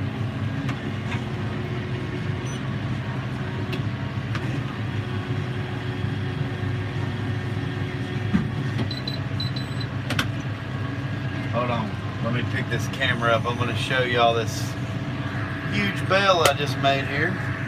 Like a big smarty guy. Let's see here. Maybe y'all can see it there. We'll pull up beside it here.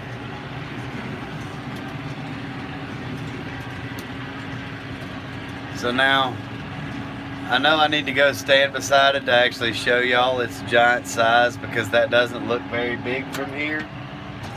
So that's exactly what I'm gonna do. I'm gonna go stand beside it so I can show y'all real quick just how big bale is.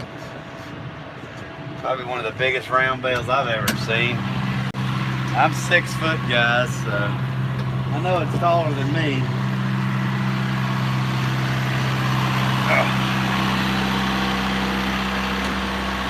Alright, we'll sit y'all right there.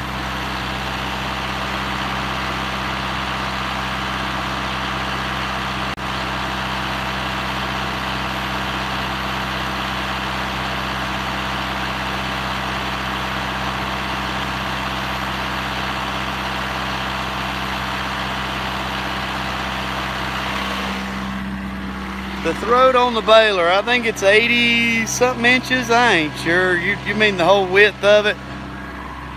I'd have to look in the cloth book. Yeah, that thing is massive. But it's got net wrap on it. I'll just have to unroll half of it. But it's got net wrap to right there. There's the net wrap. So I put an extra little bit on it. Oh, now you can't beat some good moonshine now.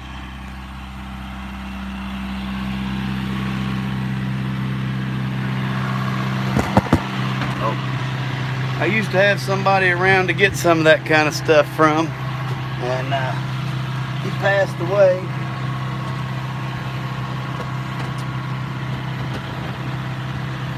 Yeah, I had that in here.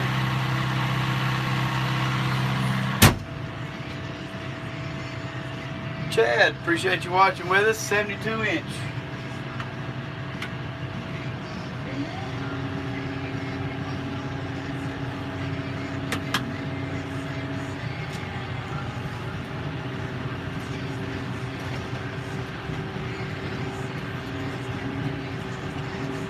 Yeah, I don't think it's like claimed to be the widest on the market or anything like that.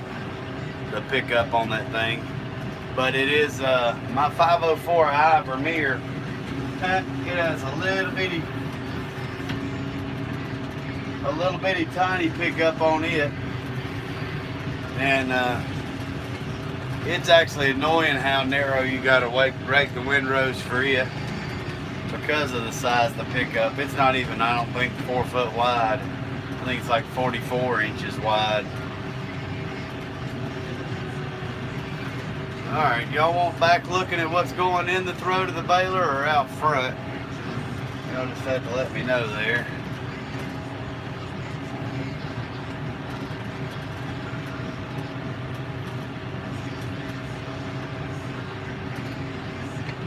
Appreciate you riding along with us, Chad. I am on Instagram under SLC Farms, Redneck Okie. You had 120 balls of crown. That's pretty cool, Steve. Trade smoke for your Crown Royal bottle, huh?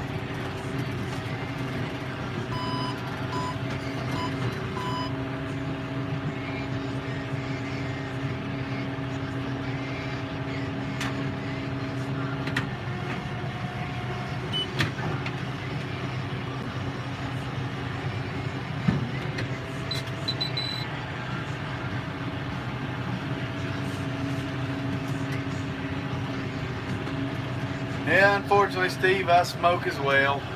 So I try not to show it on YouTube. I got a video or two you can find a cigarette in, but you have to really catch it. But I try not to show it.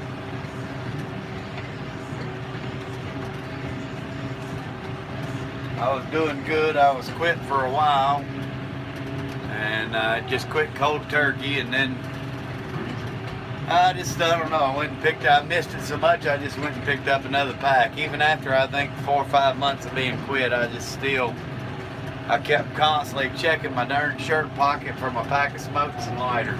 Could never get past that.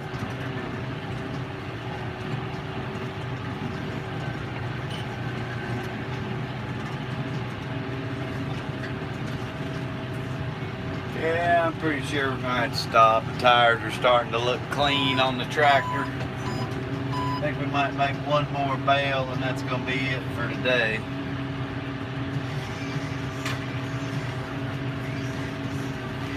Just got to keep trying, Steve.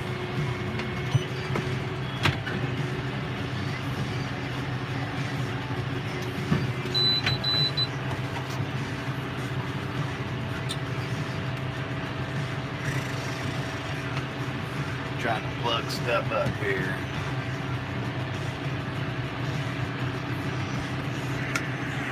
I'll put y'all back here until we're making this last bale here.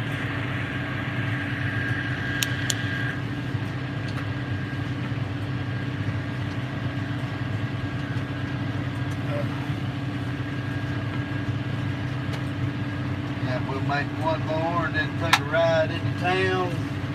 Heading home. Gotta plug both these phones up. Everything's dying on me.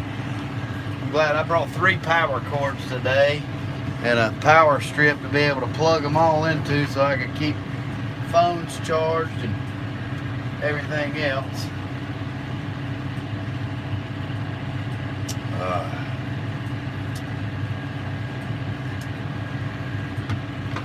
All right, let's roll, guys. Literally, just roll up some hay.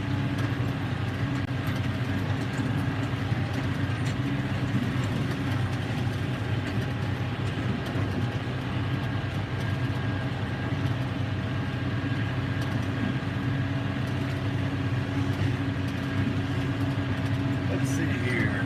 We're at 11:30.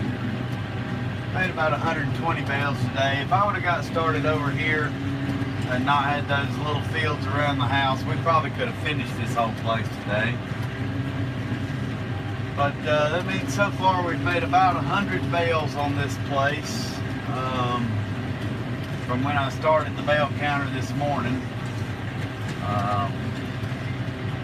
Yeah, I definitely think we still got half of it left easily.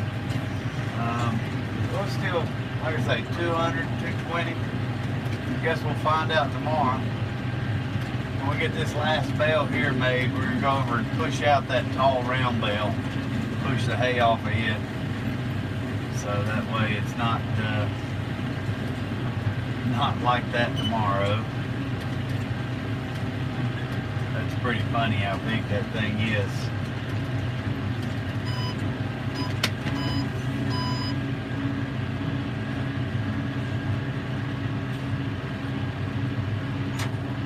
Greg, thank you for watching with us. Have a great evening, sir.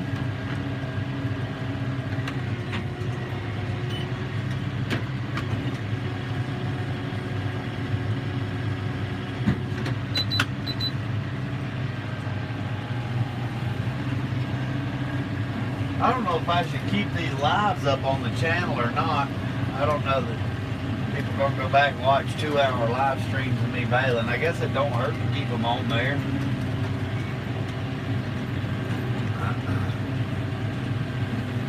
That's the stuff I don't really know about YouTube and all that.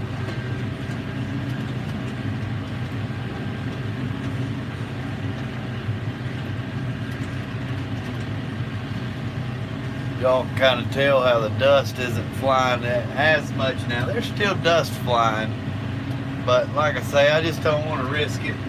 Even though I know this is going to be cattle hay, I'd still rather it be dry hay, not mold or whatever. Ugh.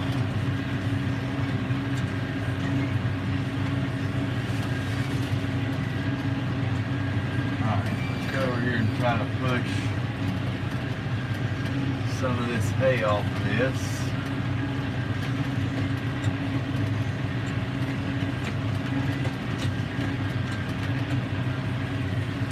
This should be fun. I'll turn y'all around for this ride. Get the phone here.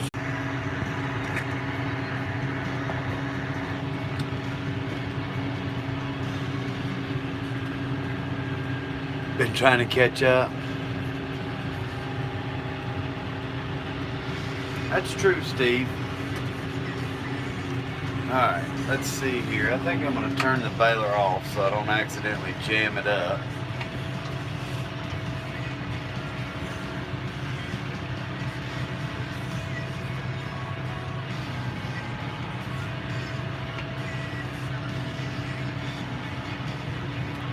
Look at that, it all rolled right off there. Oh, now I'm ripping the net wrap. That's good enough. Shoot! Didn't mean to do that. I hate ripping the net wrap. It means I gotta feed it sooner. Alright, now let's see if we can suck this big wad of stuff up.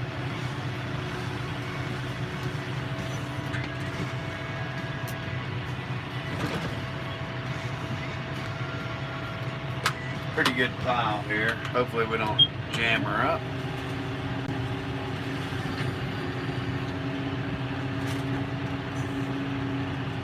Just gonna go slow.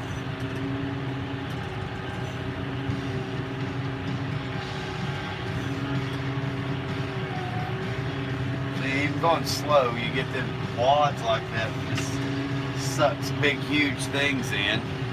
That's when you jam up.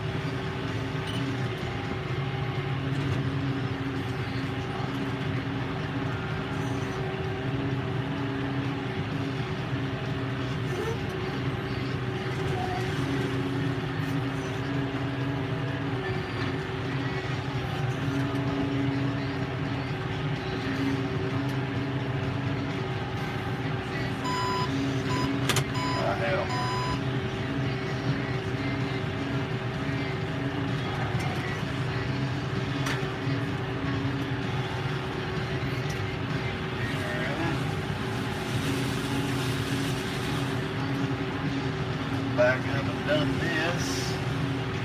Got a little bit more here suck still.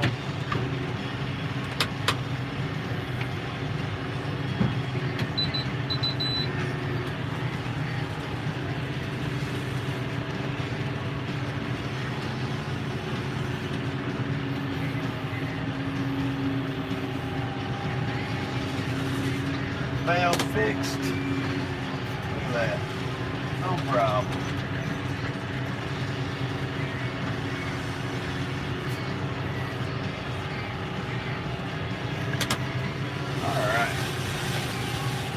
Sorry guys, trying to watch what I'm doing here.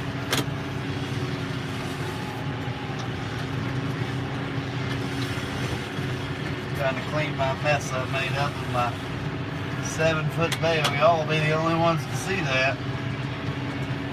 The giant round bale.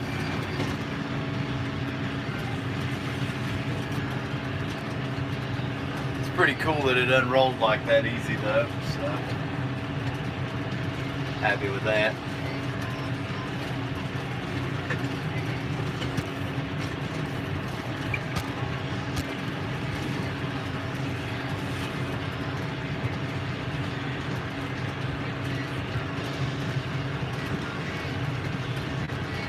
Alright. Well, I think we'll catch this one little thing right here on the outside of this old round bale, maybe. See if we can jam up the baler again.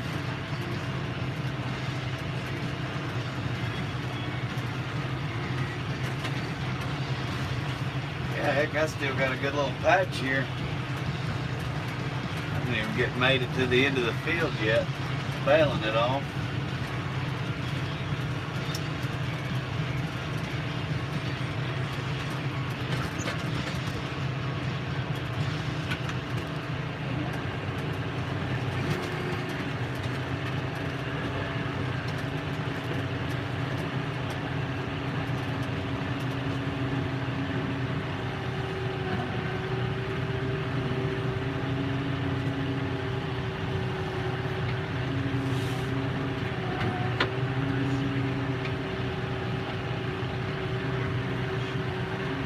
Another part of a round bale that we had unrolled. So I have to watch it as well. I guess it does that.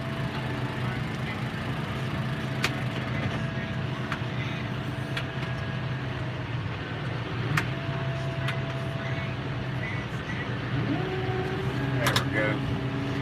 Sucked it on through. That's the nice thing about the drop floor.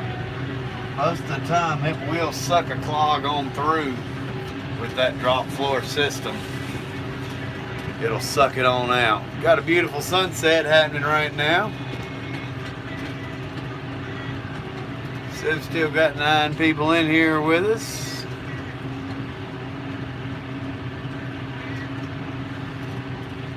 Let's see here. Steve asked a question here. If I can find it. Oh yeah, I've had plenty of bales roll away on me.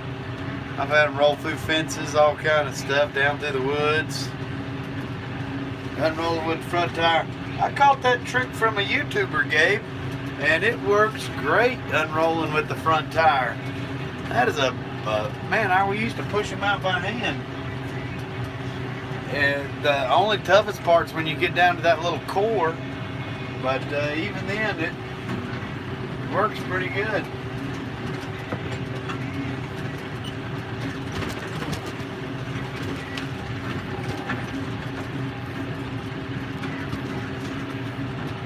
Trying to finish out this last bale here from where I sucked all that stuff up. I know I said I was calling it a night.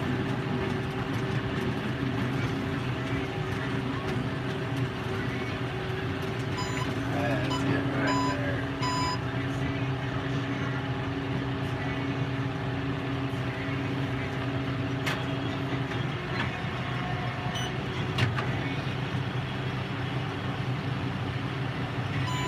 Alright, let's call it a night.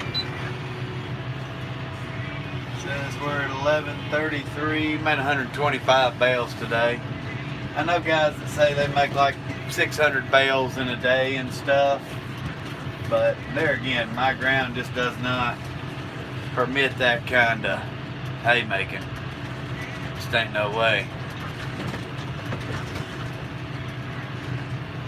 Ain't no way.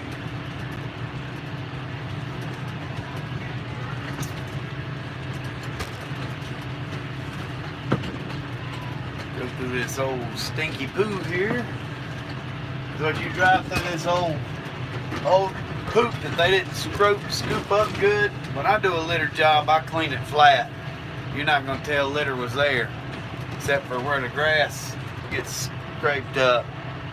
But anywho,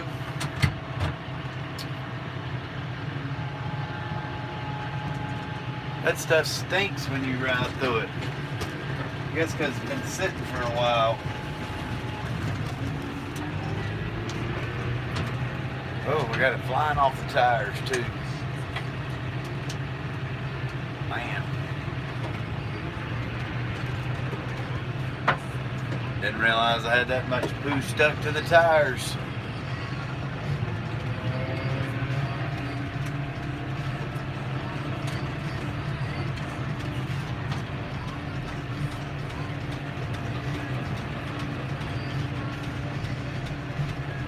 Jordan, you made it back.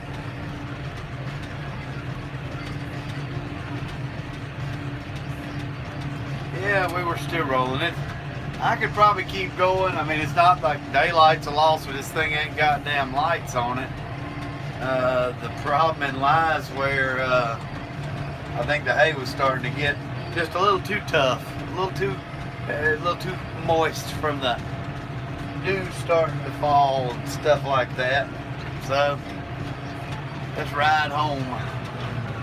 Y'all started out leaving the farm with me this morning in the tractor, and y'all were gonna, well, it wasn't morning, it was about 1 o'clock. But I do still have a lot to bale tomorrow. But yeah, started out leaving the farm. We're gonna take off again and head back.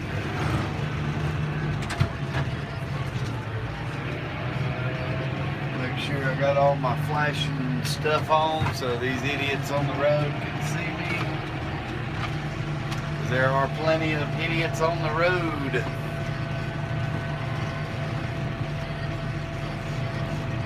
This thing gets a lot of hum going down the road, like tire vibration. Junior, yeah, head back to the house, man. We've about rolled up everything we can today.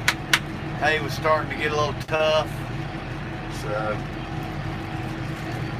rolling on back to the home farm. Got a loader down out of my way a little bit where I can see.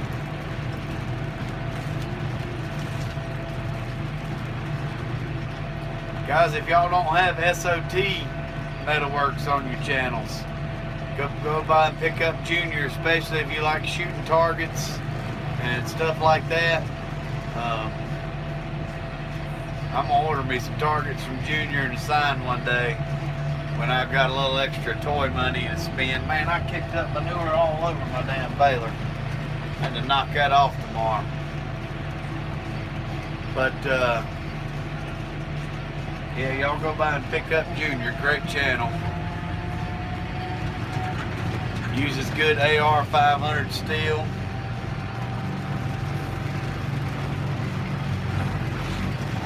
Yes, I got flashers on, and this tractor's got a beacon on the top. So, yeah, it's got a flashing beacon on the top so people can really see me.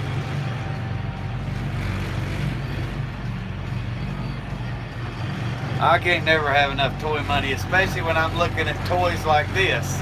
It's like, I really want you to cut me out of SLC Farm sign. But then I'm like, well, do I want that or do I want a tractor?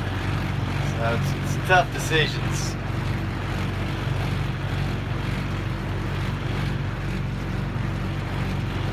Both can be used for business purposes. One for advertisement, one to make money with.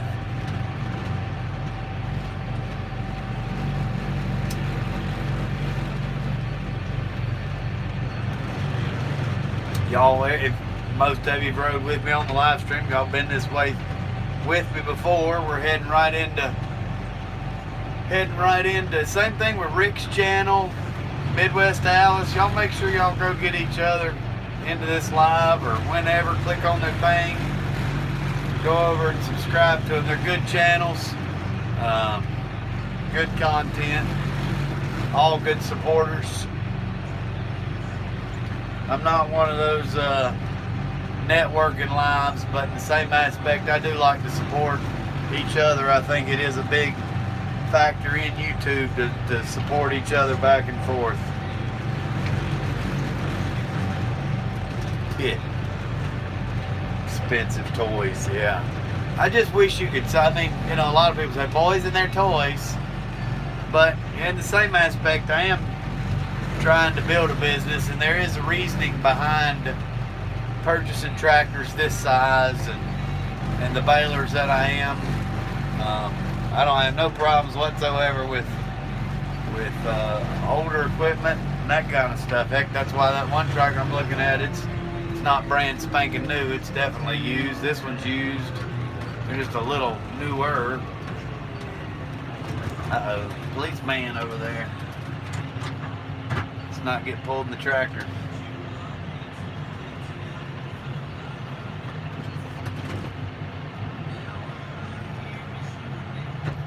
Nice turn signal there, person. Always helps. Use your turn signals, folks. They're put on the cars for a reason, so other people can know what you're doing. Tip of the day. Second tip of the day. The right lane is for slower traffic. The left lane is for faster traffic. Don't ride in the left lane if you drive slow. And even if you think you're driving fast enough, if somebody's behind you, get over. They might want to pass you. Alright, that's my rants for the day. I love a good rant though. Well, I'm hoping that maybe since I've had so much trouble with all the new stuff I bought lately, I'm hoping if I buy a lightly used, newer piece of equipment, maybe all the kinks will already be worked out of it, so I don't have to do it. I don't know. It's just my faults.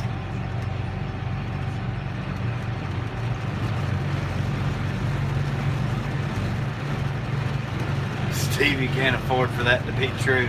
That's right, Rick. Shoot, Rick, you price a 70-40 like you got, or 60-40 like you got, and then go price one today. It's ridiculous how much it's jumped up in price, and there ain't nothing different on the damn tractor. Nothing different. More computer crap. There's no way that this tractor new right here should be more than $60,000. And new, I think it's like $120. Stupid. can buy a house around here for that. Maybe not up north, but around here you can buy a house for $120,000. Turn around, rent it out, and make money off of it. And get a 30-year mortgage on it. On a tractor, they're going to give you a 5-year loan. Yeah, I say stuff like that and then think about it for a second. I'm like, why am I doing this? I think it's because I love tractors.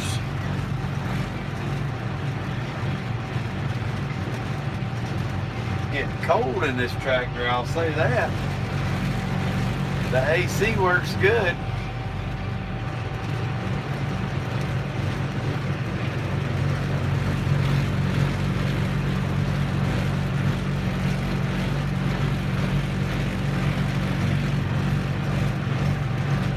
They put some more plastic on them. Yeah, this tractor's got a plastic hood. I'm sure I think the Massey's got a metal hood. My Kubota's got, both of them got metal hoods.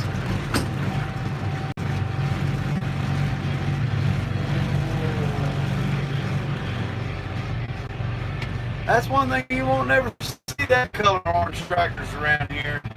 And Alice Chalmers you won't find around here, not often. Rare you see them.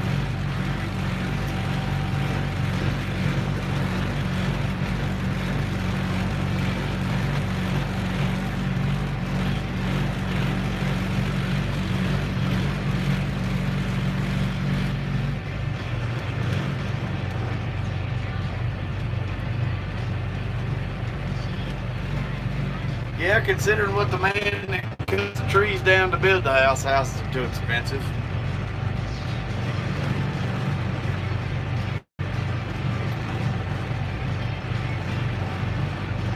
I will say a reason I like this bigger platform tractor or any of them, the Massey Ferguson scares me the most going down the road because it doesn't have lights and turn signals and all that stuff.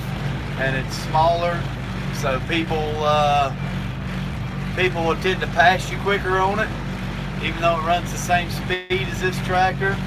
So this bigger tractor, people are more intimidated by. They're not going to be as quick to go flying around you or cut you off. They know this thing weighs some weight and it's going to damn take them out. You play chicken with this tractor, you're going to lose.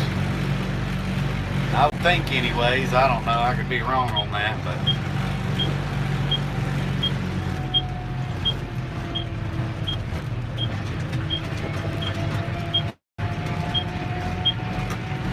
the other thing, my Kubota, you turn and the turn signal turns off like a car.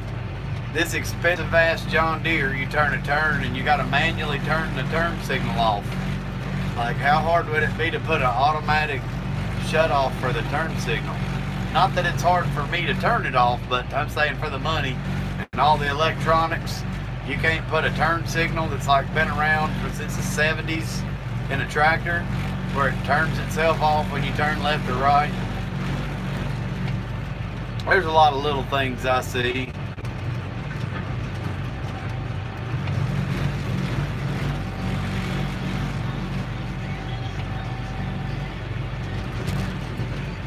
There's a few gravel back roads, but what I'm on right now would be considered a back road.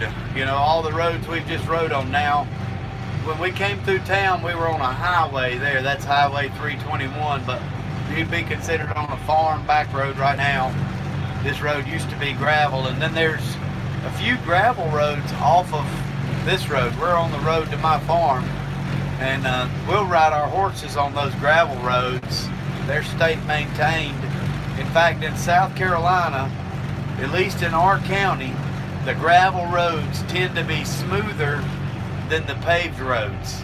Our pothole fixers really suck at fixing potholes, and our paving crews apparently know how to sucker the state out of money because they do a really crap job on paving roads and putting in the right base.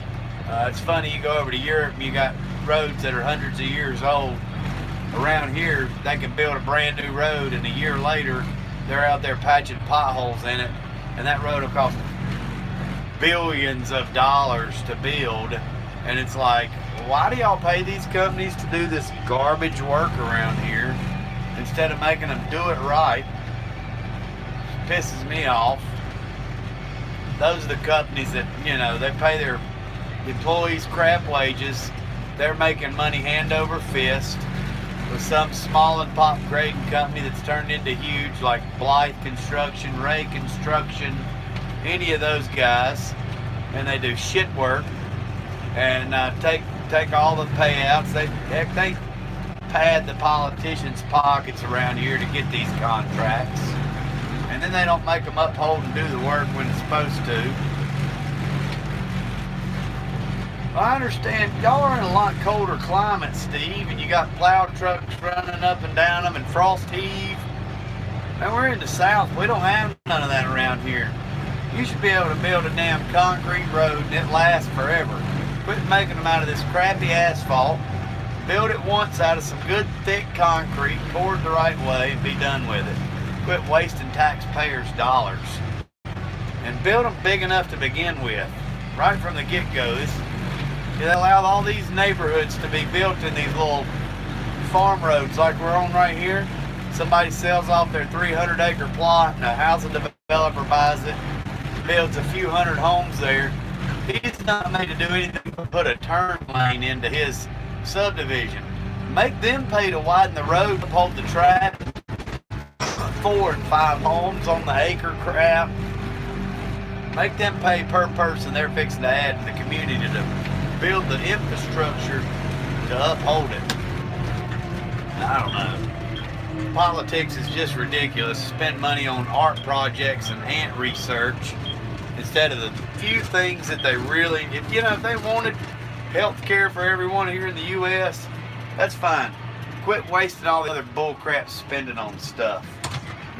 Give us the health care you want, whatever, but make sure every politician has that same exact health care. They're not exempt from it. We all take the same stuff, but quit your wasteful spending and actually allow it to be good health care, not crap shit where the doctors don't get paid or whatever. Can't mandate prices.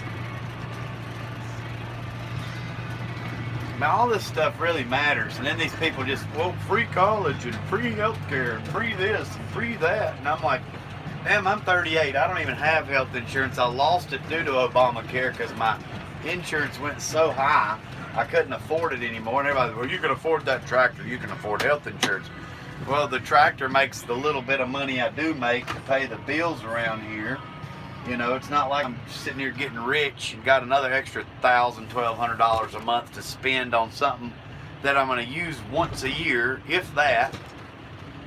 It's ridiculous. I used to have health insurance. Thanks, Obama. Anywho, we're back at the home farm, guys. So, I hope everybody has a good evening. I hope y'all aren't mad that I ended my live stream on a little rant bitching about our government. But that's what they want us to do. That's all that's on TV anymore. That's what they want. They want us to argue about that crap and whatever. I'm still happy. I just keep doing what I'm doing and bale my hay and ride my horses and tend my cows. They don't, Jordan. They really don't. They'd rather you be held back. That's why I try to keep as much stuff as possible from them. They're starting some crap where we're going to have to ear tag the cows so the government can monitor how many cows we have, where they are, blah, blah, blah. That's bull crap. I want to keep my little 15 cows to myself. They're for me, not for them to know about or what they're doing. And I understand they're for disease or this or that. Well, if there's an outbreak, put it on the news, let us know. Put it on the paper, the agriculture magazine, or tell the vets, whatever. So, you guys have a wonderful evening. Larry, appreciate you stopping in. I see you commenting there. I do appreciate every single person that watches my videos, and I guess tomorrow I'll probably fire it back up and we'll finish baling that field. So, maybe we'll see some of you guys tomorrow. If not, enjoy your weekend. Happy Friday evening, everybody, and take care.